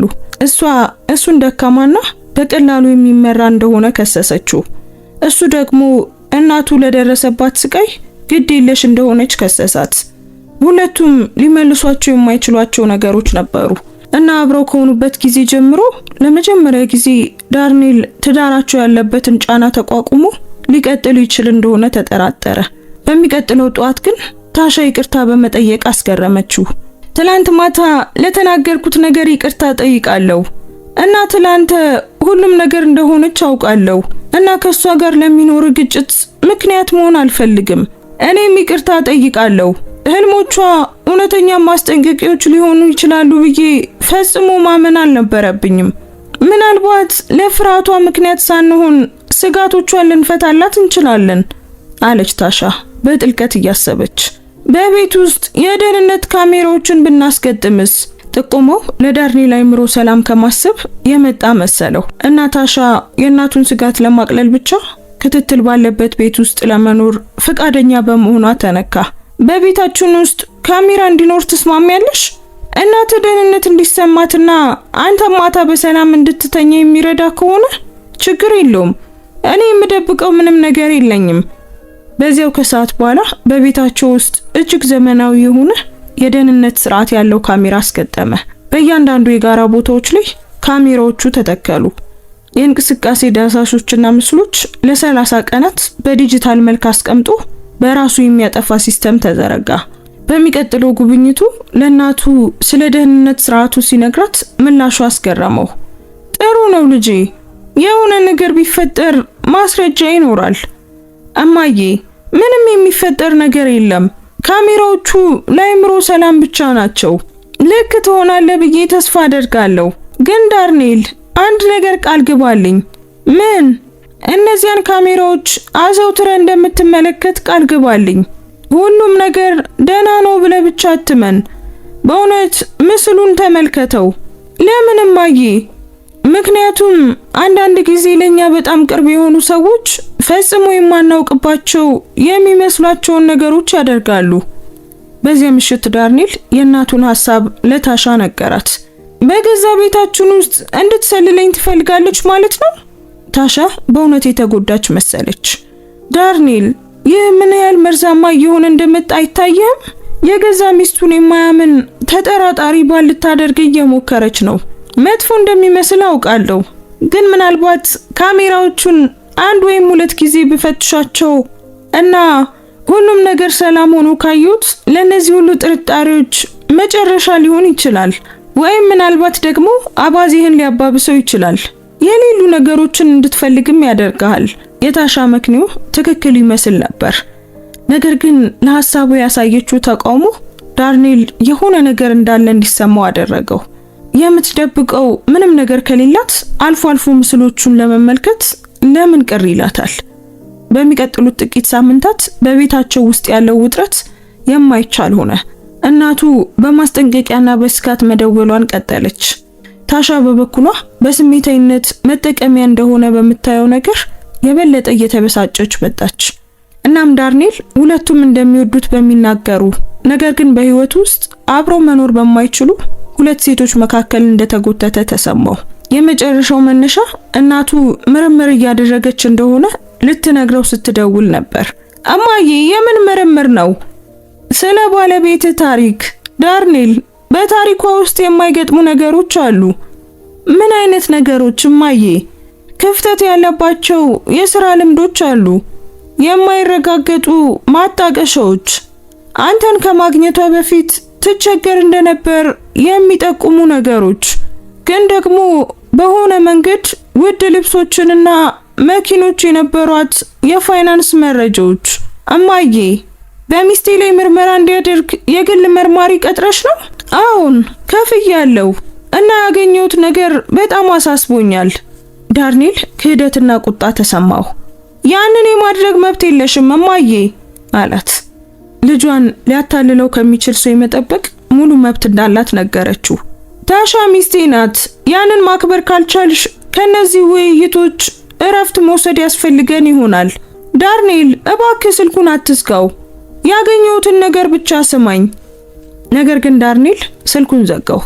በህይወቱ ለመጀመሪያ ጊዜ እናቱ ላይ ስልክ ዘጋባት። ዳግም ሊታለፍ የማይችል መስመርን ያለፈች መሰለው። ለታሻ ስለ እናቱ የጀርባ ታሪክ ምርመራ ሲነግራት ምላሿ የህመምና የእፎይታ ድብልቅ ነበር። በመጨረሻም አንተ እንኳን ምን ያህል ርቀት ለመሄድ ፈቃደኛ እንደሆነች ማየት የምትችልበትን ነገር አደረገች። አየህ አይደል? እንደዛ ትደፍራለች ብዬ አላሰብኩም ነበር። በዚያ ምሽት ዳርኔል ፈጽሞ መዋጋት ባልፈለገው ጦርነት ውስጥ ወገን እንደመያዝ የሚሰማውን ውሳኔ ያስተላለፈ። ለጥቂት ጊዜ ከእናቴ ጋር ያለኝን ግንኙነት መገደብ ያለብኝ ይመስለኛል አላት ለታሻ። ትዳራችንንና ድንበሮቻችንን ማክበር እስክትማር ድረስ። የታሻ እፎይታ በግልጽ ይታይ ነበር። ጥሩ ይመስለኛል፣ ጥበብ ያለበት ውሳኔ እና ዳርኔል ተከላካይ በመሆኗ እንደማልወቅሳት እንድታውቅ እፈልጋለሁ። ነገር ግን በቋሚ ጥርጣሬና ክስ ውስጥ መኖርን ደግሞ መቀጠል አልችልም። ለሚቀጥለው ሳምንት ዳርኔል ለእናቱ አልደወለላትም። ወደ አፓርታማዋም አልሄደም። ከባለቤቱ ጋር ያለውን ግንኙነት እንደገና ለመገንባት እና ስለ ወደፊት እቅዶቻቸው ትኩረት ለመስጠት ሞከረ። ነገር ግን ከእናቱ ራሱን ካገለለ በሰባተኛው ቀን ሊወጣው ያልቻለው ስሜት እየተሰማው ነቃ።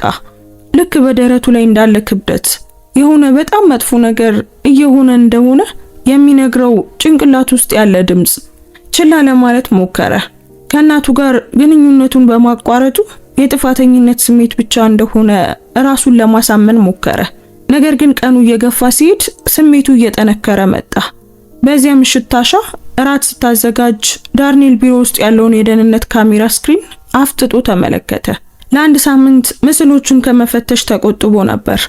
ነገር ግን በዚያ ምሽት የእናቱ ማስጠንቀቂያዎች ጭንቅላት ውስጥ እያስተጋቡና ውስጣዊ ስሜቱ የሆነ ነገር ስህተት እንደሆነ እየጮኸ እያለ ሁሉንም ነገር የሚቀይር ውሳኔ አደረገ። ካሜራዎቹን መፈተሽ። የደህንነት ስርዓቱን ሲከፍት እጆቹ ይንቀጠቀጡ ነበር። የዳርኔል አንዱ ክፍል ምንም ያልተለመደ ነገር ላለማግኘት ተስፋ ያደርግ ነበር። ምስሎቹ መደበኛ የቤት ውስጥ ህይወትን እንዲያሳዩና የእናቱን ስጋት ለአንዴና ለመጨረሻ ጊዜ እንዲያበቁ እንደሚያደርግ ጠበቀ። ነገር ግን ሌላኛው ክፍሉ ደግሞ ምንም እንኳን ለማፈን ቢሞክርም እየጠነከረ የመጣው የባሰ ፍርሃቱን የሚያረጋግጥ ነገር እንደሚያገኝ ይጠብቅ ነበር።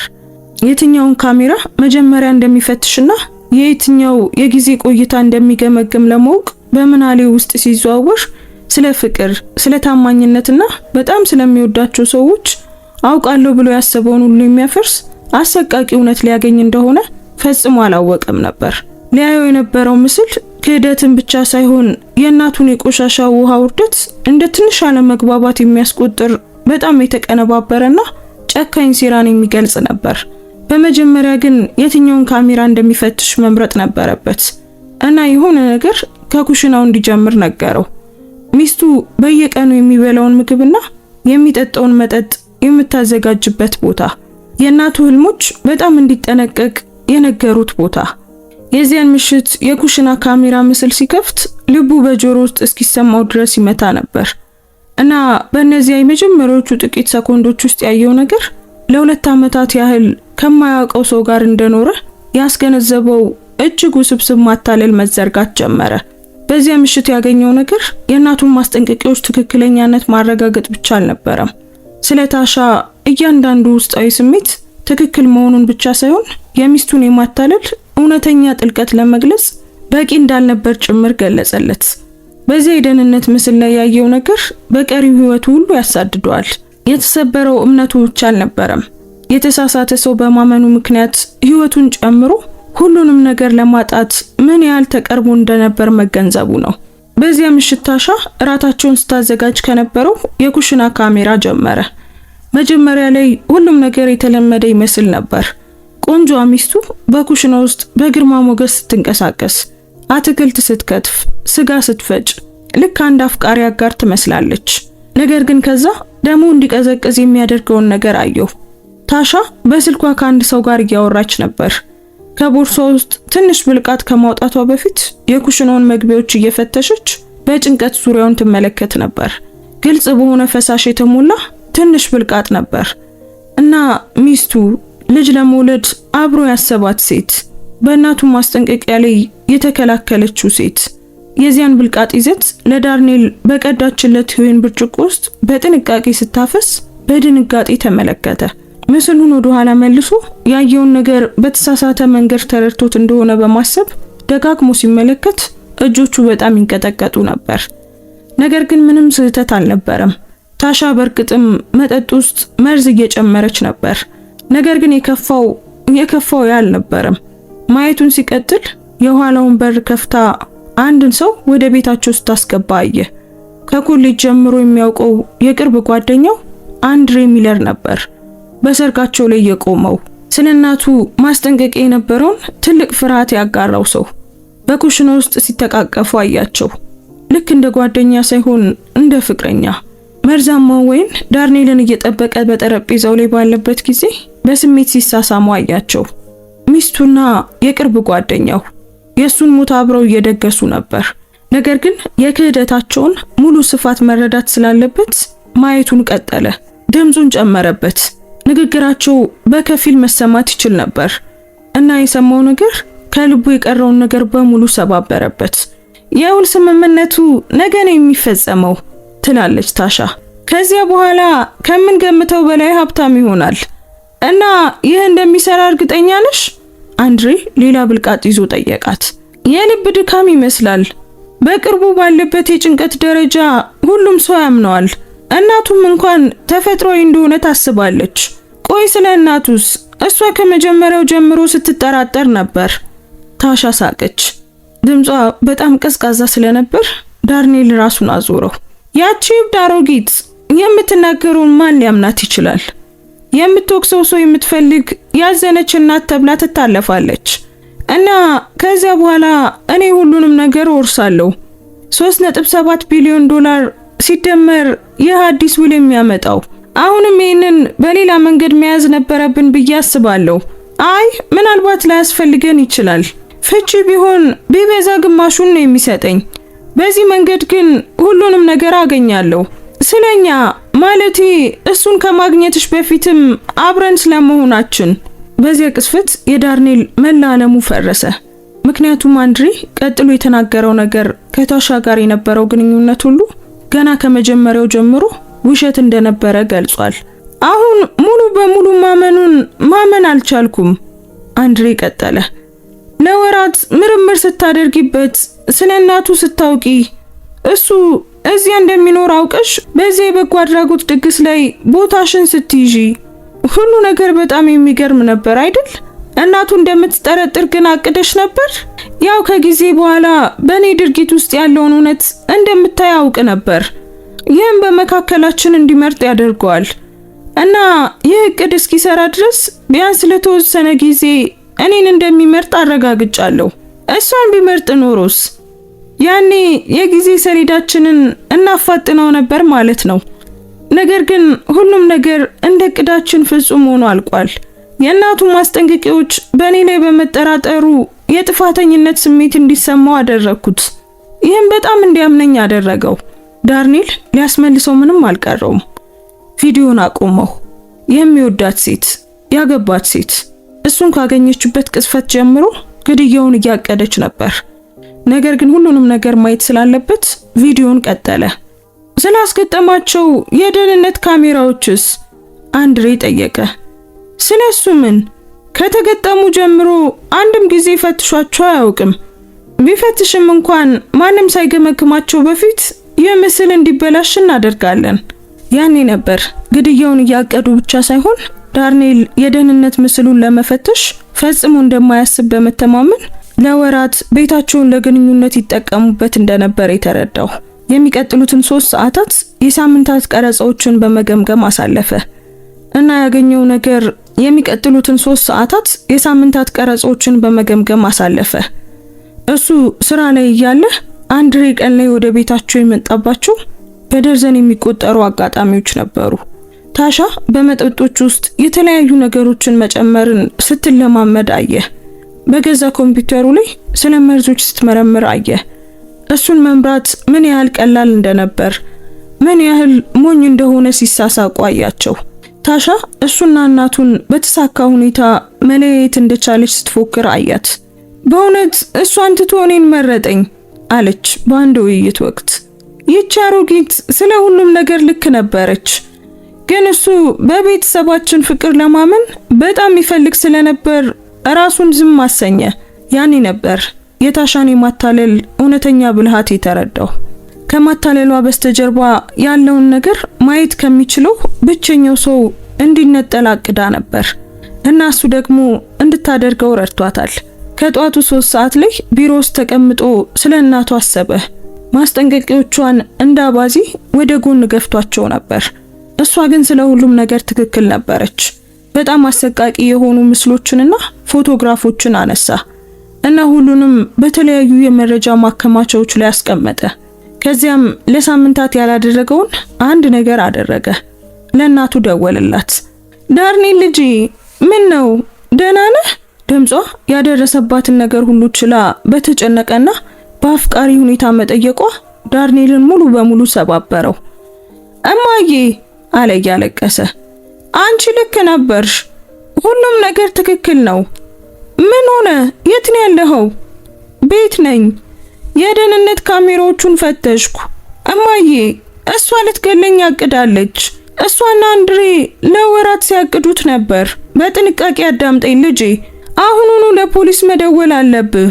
ዳርኔል ፈርቶ ነበር። ግን ባያምኑኝስ? ምስሉን ሲያዩ ያምኑሃል። ዳርኔል፣ አሁኑኑ ከቤት ወጥተህ ፖሊስ እስኪመጣ ድረስ ደህንነቱ የተጠበቀ ቦታ መሄድ አለብህ። ልክ መሆኗን ተረዳ። ግድያውን እያቀደች ካለች ሴት ጋር ቤት ውስጥ ተቀምጦ ነበር። ግን ፈርቻለሁ እማዬ። አውቃለሁ ልጄ፣ ደህና ትሆናለህ።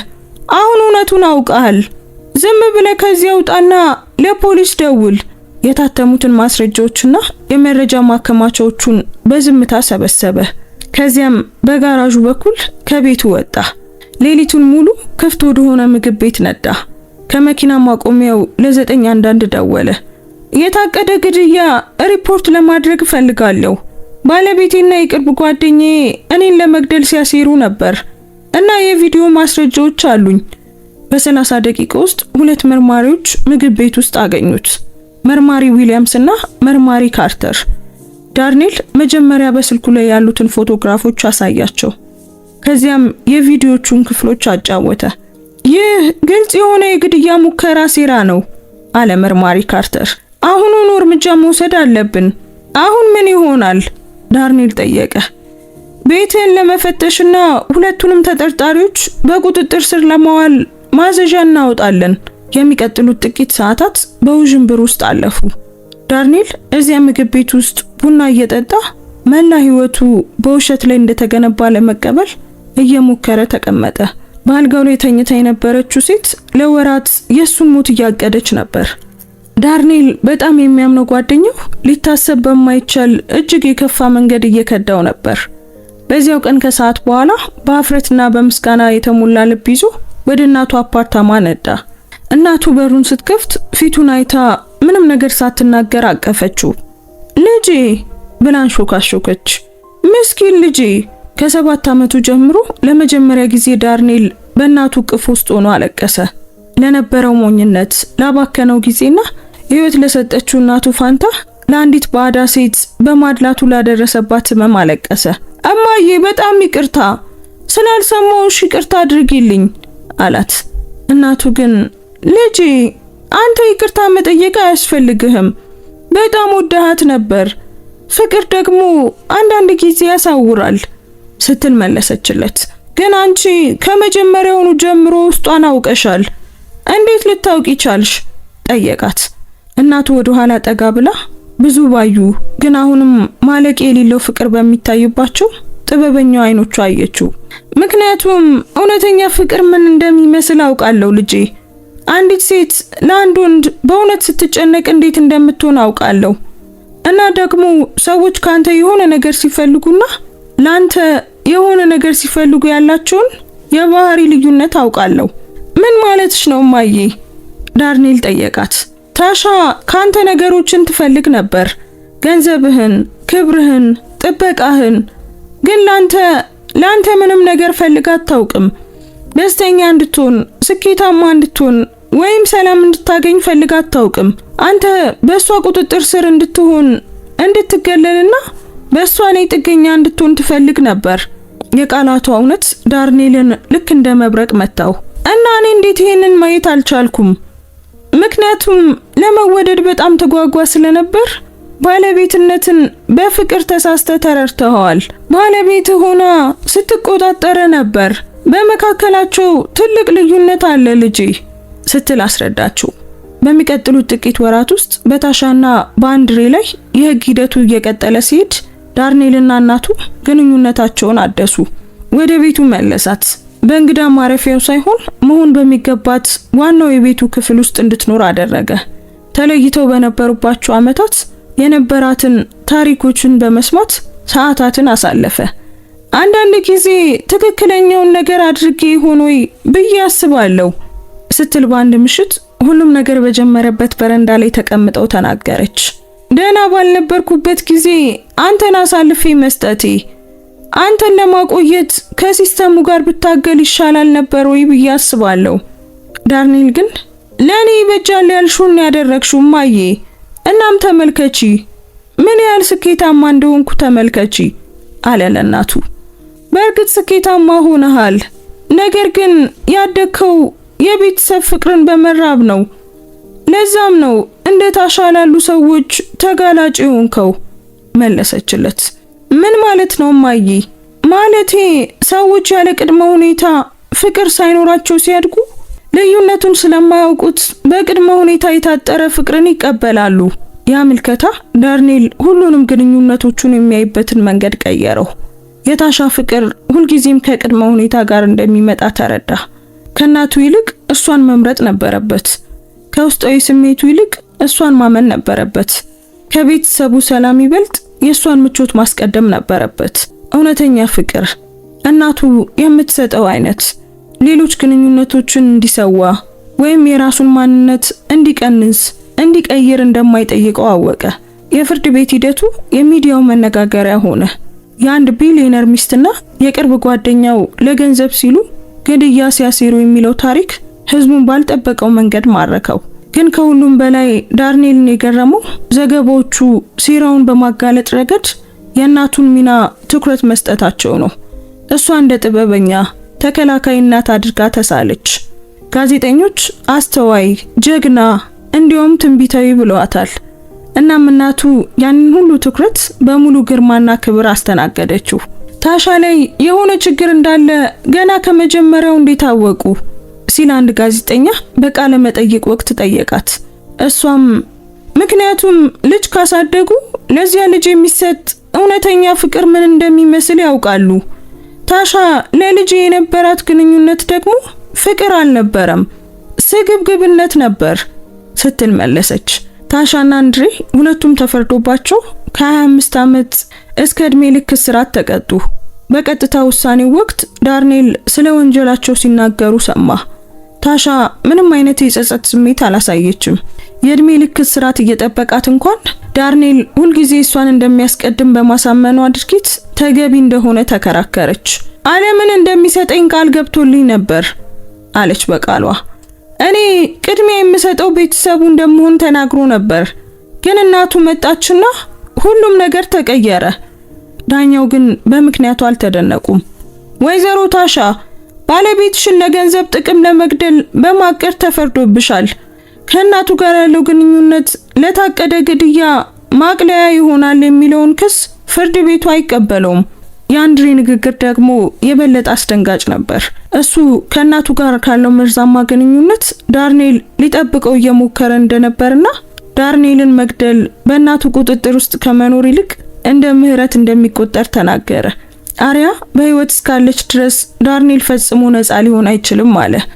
እየተቆጣጠረችውና ከጓደኞቹ እየነጠለችው ተጠራጣሪም እያደረገችው ነበር አለ። እኛ እሱን እየረዳን ነው ሲል ተከራከረ። በዚያ ቅስፈት ዳርኔል ሁለቱም ታሻና አንድሬ በአስተሳሰባቸው በጣም የተዛቡ መሆናቸውን ተረዳ። በዚህ ሁኔታ ውስጥ እንኳን እነሱ ተጎጂዎች እንደሆኑ ራሳቸውን አሳምነዋል።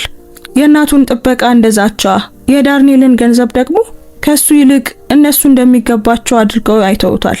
ከችሎቱ በኋላ ዳርኔል እፎይታ ይሰማኛል ብሎ አስቦ ነበር። ግን በምትኩ ባዶነት ተሰማው። እርግጥ ነው ፍትህ ተገኝቷል። ግን አሁንም ህይወቱን እንደገና መገንባትና ሰዎችን እንዴት ማመን እንደሚችል ማወቅ ነበረበት። ያኔ ነበር እናቱ ባልጠበቀው ሐሳብ ያስገረመችው። ልጄ ከአንድ ሰው ጋር እንድትተዋወቅ እፈልጋለሁ አለችው። ዳርኔል ግን እማዬ እኔ ገና ለዚያ ዝግጁ አይደለሁም። ሌላ ሴትን ለማመን ዳግመኛ ዝግጁ የመሆን አይመስለኝም አለ። ስለ መቸኮል እያወራሁ አይደለም። ጤናማ ግንኙነት ምን እንደሚመስል እንድታስታውስ ነው። ምን ማለትሽ ነው? በቤተ ክርስቲያን ውስጥ አንዲት ወጣት አለች። አማኒ ካርተር ትባላለች። 28 ዓመቷ ነው እና እሷ መምህርት ናት። አንተ ማን እንደሆንክ ወይም ምን ያህል ገንዘብ እንዳለ የምታውቀው ነገር የለም። ዳርኔል ከወራት በኋላ ለመጀመሪያ ጊዜ ሳቀ። እማዬ ምን እያደረግሽ ነው? ቆይ ልታጋቢኝ እየሞከርሽ ነው እንዴ? አላት። አይ በዚህ ዓለም ውስጥ ጥሩ ሴቶች እንዳሉ ላስታውስህ እየሞከርኩ ነው።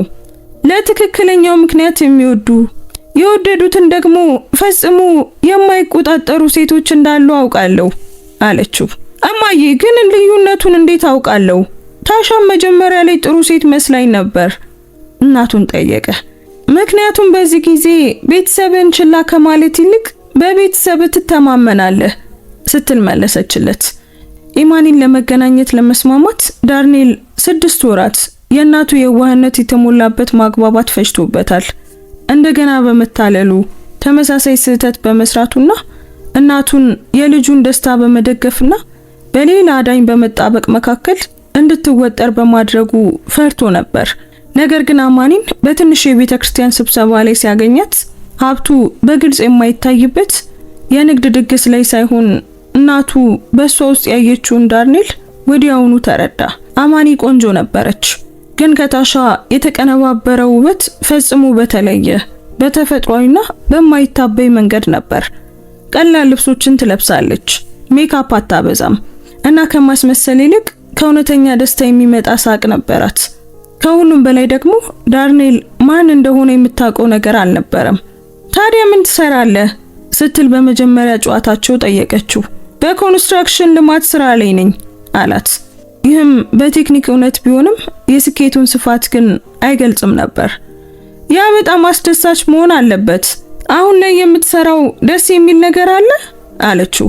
ፍላጎቷ እውነተኛ ይመስል ነበር፣ ግን አላስፈላጊ ግፊት የለውም። ስለ ገቢው ዝርዝር መረጃም አልፈለገችም፣ ወይም ስለ ንግድ ምን ያህል እንደምታውቅ ልታስደንቀው አልሞከረችም። ዝም ብላ የተለመደ ጨዋታን እያደረገች ነበር። በሚቀጥሉት ጥቂት ወራት ውስጥ ዳርኔል አማኒን በቀስታና በጥንቃቄ አወቃት። ራሱን ዳርኔል ብቻ ብሎ አስተዋወቀ። ስለ ሀብቷ አላነሳም እና ማንኛውም ሰራተኛ ሊከፍላቸው በሚችላቸው ቀለል ያሉ ቦታዎች እየሄዱ ተዝናኑ።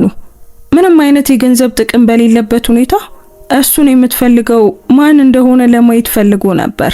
ያገኘው ነገር ታሻ አስመስላ የምትሰራውን ሁሉ አማኒ በተፈጥሮ ያላት ሴት መሆኗን ነበር። አማኒ ለጥቅም ስትል ሳይሆን በተፈጥሮ ደግ ሴት ነበረች። ለንባብ ማስተማር ፕሮግራም ላይ በበጎ ፈቃደኝነት ትሰራ ነበር። ምክንያቱም ስለ ትምህርት ስለምትጨነቅ እንጂ ለስሟ ጥሩ እንዲሆንላት አልነበረም። በገቢዋ ልክ ትኖራለች። ገንዘብን በኃላፊነት ትቆጥብ ነበር እና ሀብታም ወንድ ፈልጎ እንዲያስተዳድራት ከመፈለግ ጋር ምንም አይነት ግንኙነት የሌላቸው ግቦችና ምኞቶች ነበሯት። ከሁሉም በላይ ደግሞ የዳርኔልን እናት ወዲያውኑ ከልብ ወደደቻት። እናት ድንቅ ሴት ናት አለችው ገና ከመጀመሪያው ግንኙነታቸው በኋላ። ምን ያህል እንደምትወድህና ካለፈችበት ነገር ሁሉ ለመትረፍ ምን ያህል ጠንካራ እንደሆነች በትክክል ማየት ይቻላል። ከእናቴ ጋር በጣም ቅርብ መሆን አይረብሽሽም? ዳርኔል ጠየቃት። ኢማኒ በጣም እንግዳ ጥያቄ እንደጠየቃት ሆና አየችው። ለምን ይረብሸኛል? እናቱን የሚወድና የሚያከብር ወንድ ሴቶችን እንዴት መውደድና ማክበር እንዳለበት የሚያውቅ ወንድ ነው። በአጋሪ ውስጥ የሚፈልገውም ይሄንኑ ነው አለችው። ግንኙነታቸው 6 ወር ሲሆነው ዳርኔል በአማኒ ፍቅር ወደቀ። ነገር ግን ስለማንነቱና ከሱ ጋር በመሆኗ ስለምትገባበት ሁኔታ እውነቱን መናገር እንዳለበት አወቀ። ለሱ ደረጃ መጠነኛ ወደሆነ ግን ግሩም ወደሆነ ምግብ ቤት ይዟት ሄደ። አማኒ ስለ ራሴ ልነግርሽ የሚገባኝ ነገር አለ እና ከመናገርሽ በፊት ታሪኩን ሙሉ በሙሉ እንድትሰሚ ፈልጋለሁ አላት። ኢማኒ ተጨነቀች። ትንሽ እያስፈራኸኝ ነው፣ እሺ ንገረኝ አለች። ዳርኔል ስለ ሀብቱ፣ ስለ ታሻ፣ ስለ ግድያ ሴራውና የፋይናንስ ሁኔታው ለምን ደብቆ እንደቆየ ሁሉንም ነገር አንድ በአንድ ነገራት። ምንም አይነት የገንዘብ ተነሳሽነት ሳይኖራት ልትወደው እንደምትችል ማወቅ እንደነበረበትና ስለ ገንዘቡ ስታውቅ የምታሳየው ምላሽ ስለ ባህሪዋ ሁሉንም እንደሚነግረው ገለጸላት። ንግግሩን ሲጨርስ አማኒ ለረጅም ጊዜ ዝም አለች። ታዲያ አንተ ቢሊየነር ነህ ማለት ነው? አለች በመጨረሻም። አዎ። እና የቀድሞ ሚስት ለገንዘብ ልትገድል ሞክራ ነበር? አዎ። እና እኔም ገንዘብህን ፈልጌ እንደሆነ ለማየት እየፈተንከኝ ነበር? አዎ። በጥልቀት አሰበች። አንድ ነገር ልጠይቅህ ዳርኔል፣ ምንም ገንዘብ ባይኖር ኖሮ ምወድህ ይመስልሃል? አለችው። ጥያቄው ሳይታሰብ መጣበት። አላውቅም አለ ዳርኔል። እወድ ነበር፣ ምክንያቱም የወደድኩት ደግነትህን፣ የቀልድ ችሎታህን፣ ከእናት ጋር ያለህን ግንኙነትና ሰራተኞችን፣ ላንተ ምንም ሊያደርጉ የማይችሉ ሰዎችን የምትይዝበትን መንገድ ስላየው ነው። ከነዚህ ውስጥ አንዳቸውም ከገንዘብ ጋር ግንኙነት የላቸውም። አሁን ስለ ገንዘቡ ካወቅኩ በኋላ ግን ፈርቻለሁ አለች። ምንድነው የፈራሽው? ሰዎች እንደ ቀድሞ ሚስት እንደሆንኩ ያስባሉ ብዬ ፈራው። ገንዘብ ሰዎች እኔን የሚያዩበት መንገድ፣ እኛን የሚያዩበትን መንገድ በአጠቃላይ ይቀይሯል ብዬ ፈራው። ይህንን ሁሉ ሳላውቅ በፊት እንደወደድኩ ፈጽሞ ላላሳምን እችላለሁ ብዬ ፈራው አለችው። ፍርሃቷ ዳርኔል ከጠበቀው ፍጹም ተቃራኒ ስለነበር ወዲያውኑ እንደ ታሻ እንዳልሆነች አወቀ። አንድ ተጨማሪ ነገር አለ አላት። አብረን ከቀጠልንና ነገሩ ወደ ጥብቅ ግንኙነት ካደገ እናቴ ሁል ጊዜ የህይወታችን አካል ትሆናለች። እሷ ከኔ ጋር ትኖራለች። የቅርብ አማካሪ ናት። ኢማኒ ፈገግ አለች። ጥሩ ነው አለችው። ኢማኒ ፈገግ አለችና ጥሩ ነው አለች። ከ8 ወራት በኋላ ዳርኔልና ኢማኒ በእናቱ ቤተክርስቲያን ውስጥ በትንሽ ስነ ስርዓት ተጋቡ። ኢማኒ ከታሻ አንዲት ቦርሳ ዋጋ ያነሰ ዋጋ ያለው ቀላል ነጭ ልብስ ለብሳ ነበር እና በቃለ መሐላዋ ወቅት አለቀሰች። ምክንያቱም እያስመሰለች ሳይሆን በእውነተኛ ደስታ ስለተዋጠች ነበር። በጤናም በህመምም በሀብትም በድህነትም ልወድህ ቃል እገባለሁ አለች። ግን ከዚያ በላይ ቤተሰብህን እንደ ራሴ ቤተሰብ ለመውደድ፣ ከእናት ጋር ያለህን ግንኙነት ለመደገፍ እና እኔን በመውደድና አንተን ባሳደጉ ሰዎች ፍቅር መካከል እንድትመርጥ ፈጽሞ ላለመጠየቅ ቃል እገባለሁ አለችው። እናቱ ስነ ስርዓቱን መራች። በስነ ስርዓቱ ወቅት ባለቤት ለመሆን ከሚፈልግ ፍቅርና ለመንከባከብ ከሚፈልግ ፍቅር መካከል ያለውን ልዩነት ተናገረች። እውነተኛ ፍቅር ሲጋራ ይበዛል። ሌሎች ሰዎችን ስትወድ አይቀንስም፣ ይልቁኑ ይበልጥ እየጠነከረ ይሄዳል አለች። ዳርኔል እናቱና አዲሷ ሚስቱ ከስነ ስርዓቱ በኋላ ሲተቃቀፉ ተመለከተ። ቤተሰብ ሊሰማው የሚገባው ስሜት ይህ እንደሆነም ተረዳ። ውድድር ወይም ማታለል ሳይሆን ለእያንዳንዳቸው ደህንነትና ደስታ የሚሆን እውነተኛ እንክብካቤ። ከ15 ዓመታት በኋላ ዳርኔል ይህንን ታሪክ ሲናገር እሱና አማኒ 5 ልጆች አሏቸው። ትልቋ ልጃቸው አሪያ በእናቱ ስም የተሰየመችው ናት። የ14 ዓመት ልጅ ስትሆን የአያቷን አስተዋይ ጥበብ ወርሳለች። ትንሿ ልጃቸው ሆፕ የ6 ዓመት ልጅ ናት እና የእናቷን የዋ መንፈስ ወርሳለች። በመካከላቸው ወላጆቻቸው እርስ በርስ በእውነትና ሙሉ በሙሉ ሳይዋደዱ ያደሩበትን ቀን የማያውቁ 3 ሌሎች ቆንጆ ልጆች አሏቸው። የዳርኔል እናት አሁን የ85 ዓመት አዛውንት ናት። በቤታቸው ውስጥ ለብቻዋ በሰራላት ቆንጆ ክፍል ውስጥ ትኖራለች። ዝም ብላ የምትታገስ ሳይሆን በእያንዳንዱ የቤተሰብ አባል የምትወደድ ናት። ኢማኒ ብዙ ጊዜ የእናቷ ጥበብና ድጋፍ የተሻለች ሚስትና እናት እንዳደረጋት ትናገራለች። ልጆቻቸውም የአያታቸውን ታሪኮችና መመሪያዎች ይወዳሉ። አያቴ አሪያ የሆነ ነገር ስተት ሲሆን ሁልጊዜም ታውቃለች አለ በቅርቡ ልጃቸው ዳርኔል ጁኒየር። ዝም ብላ በማየት ብቻ ማወቅ ትችላለች እና እውነት ነው። የዳርኔል እናት ሰዎችንና ሁኔታዎችን የማንበብ ችሎታዋ እድሜዋ እየገፋ ሲሄድ እየጠነከረ መጥቷል። ከልጆቻቸው ከንግድ ስራቸውና ከዘመዶቻቸው ጋር ያሉ ፈተናዎችን ሁሉ እንዲወጡ ረድታቸዋለች። እናም ምክር ስትሰጠው ወይም ስለሆነ ነገር ስጋቷን ስትገልጽ ዳርኔል ያዳምጣታል። ምክንያቱም የእናት ውስጣዊ ስሜት ሳይሆን በጥበብ የሚገለጽ ፍቅር መሆኑን በመራራ መንገድ ተምሯል። ታሻና አንድሬ አሁንም እስር ቤት ናቸው። ታሻ ባለፉት ዓመታት ብዙ ጊዜ ዳርኔል እንድታገኘው ሞክራለች። መጀመሪያ ንጹህ ነኝ ስትል ነበር። ከዚያም ይቅርታ ጠየቀች። አሁን ደግሞ ሃይማኖተኛ ሆኛለሁ፣ ካሳ መክፈል ፈልጋለሁ እያለች ነው። ዳርኔል ለማናቸውም ግንኙነቶቿ ምላሽ ሰጥቶ አያውቅም፣ ፈጽሞም አይሰጥም። አንድሬ ከ3 ዓመት በፊት እስር ቤት ውስጥ ሞቷል። ዳርኔል ዜናውን ሲሰማ ምንም አልተሰማውም። እርካታም ሆነ ሐዘንም አልተሰማውም። ጓደኝነት በነበረበት ቦታ ባዶነት ብቻ ተሰማው። እናቱ በልጇ ምርጫ ልቧ የተሰበረውን የአንድሬን እናት ለመደገፍ እንጂ ለሱ ለማልቀስ ሳይሆን በቀብር ስነ ስርዓቱ ላይ ተገኘች። ይቅር ማለት መርሳት ማለት አይደለም ስትል ገለጸች።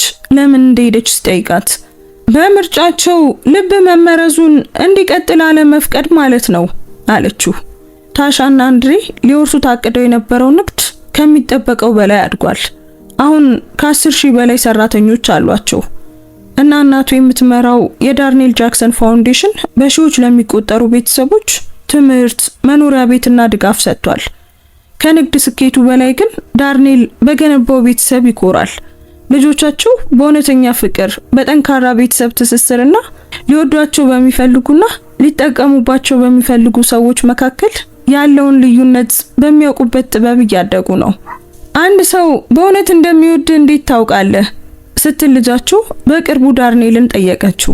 የምትወዳቸውን ሰዎች እንዴት እንደሚይዙ ተመልከቺ አላት። እውነተኛ ፍቅር በተለያዩ ሰዎች ፍቅር መካከል እንድትመርጪ አይጠይቅሽም። ይልቁኑ የበለጠ እንድትወጂ ያበረታታሻል። ልክ እማዬ አያቴን እንደምትወዳት ማለት ነው አለችው። ዳርኔልም በትክክል አላት። የተከሰተውን ሁሉ ሲያስብ ትልቁ አሳዛኝ ነገር ታሻ እሱን ለመግደል መሞከሯ እንዳልነበረ ዳርኔል ተረዳ። እናቱን 2 ጊዜ ሊያጣት መቃረቡ ነበር። አንዴ በ7 ዓመቱ በሲስተሙ እና አንዴ ደግሞ በ30 ዓመቱ በገዛ ደካማ ውሳኔው ምክንያት።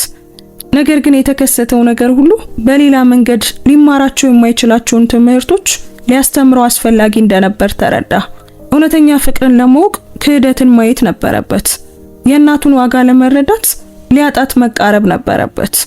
እውነተኛውን ታማኝነት ለማድነቅ በሐሰት ታማኝነት መታለል ነበረበት።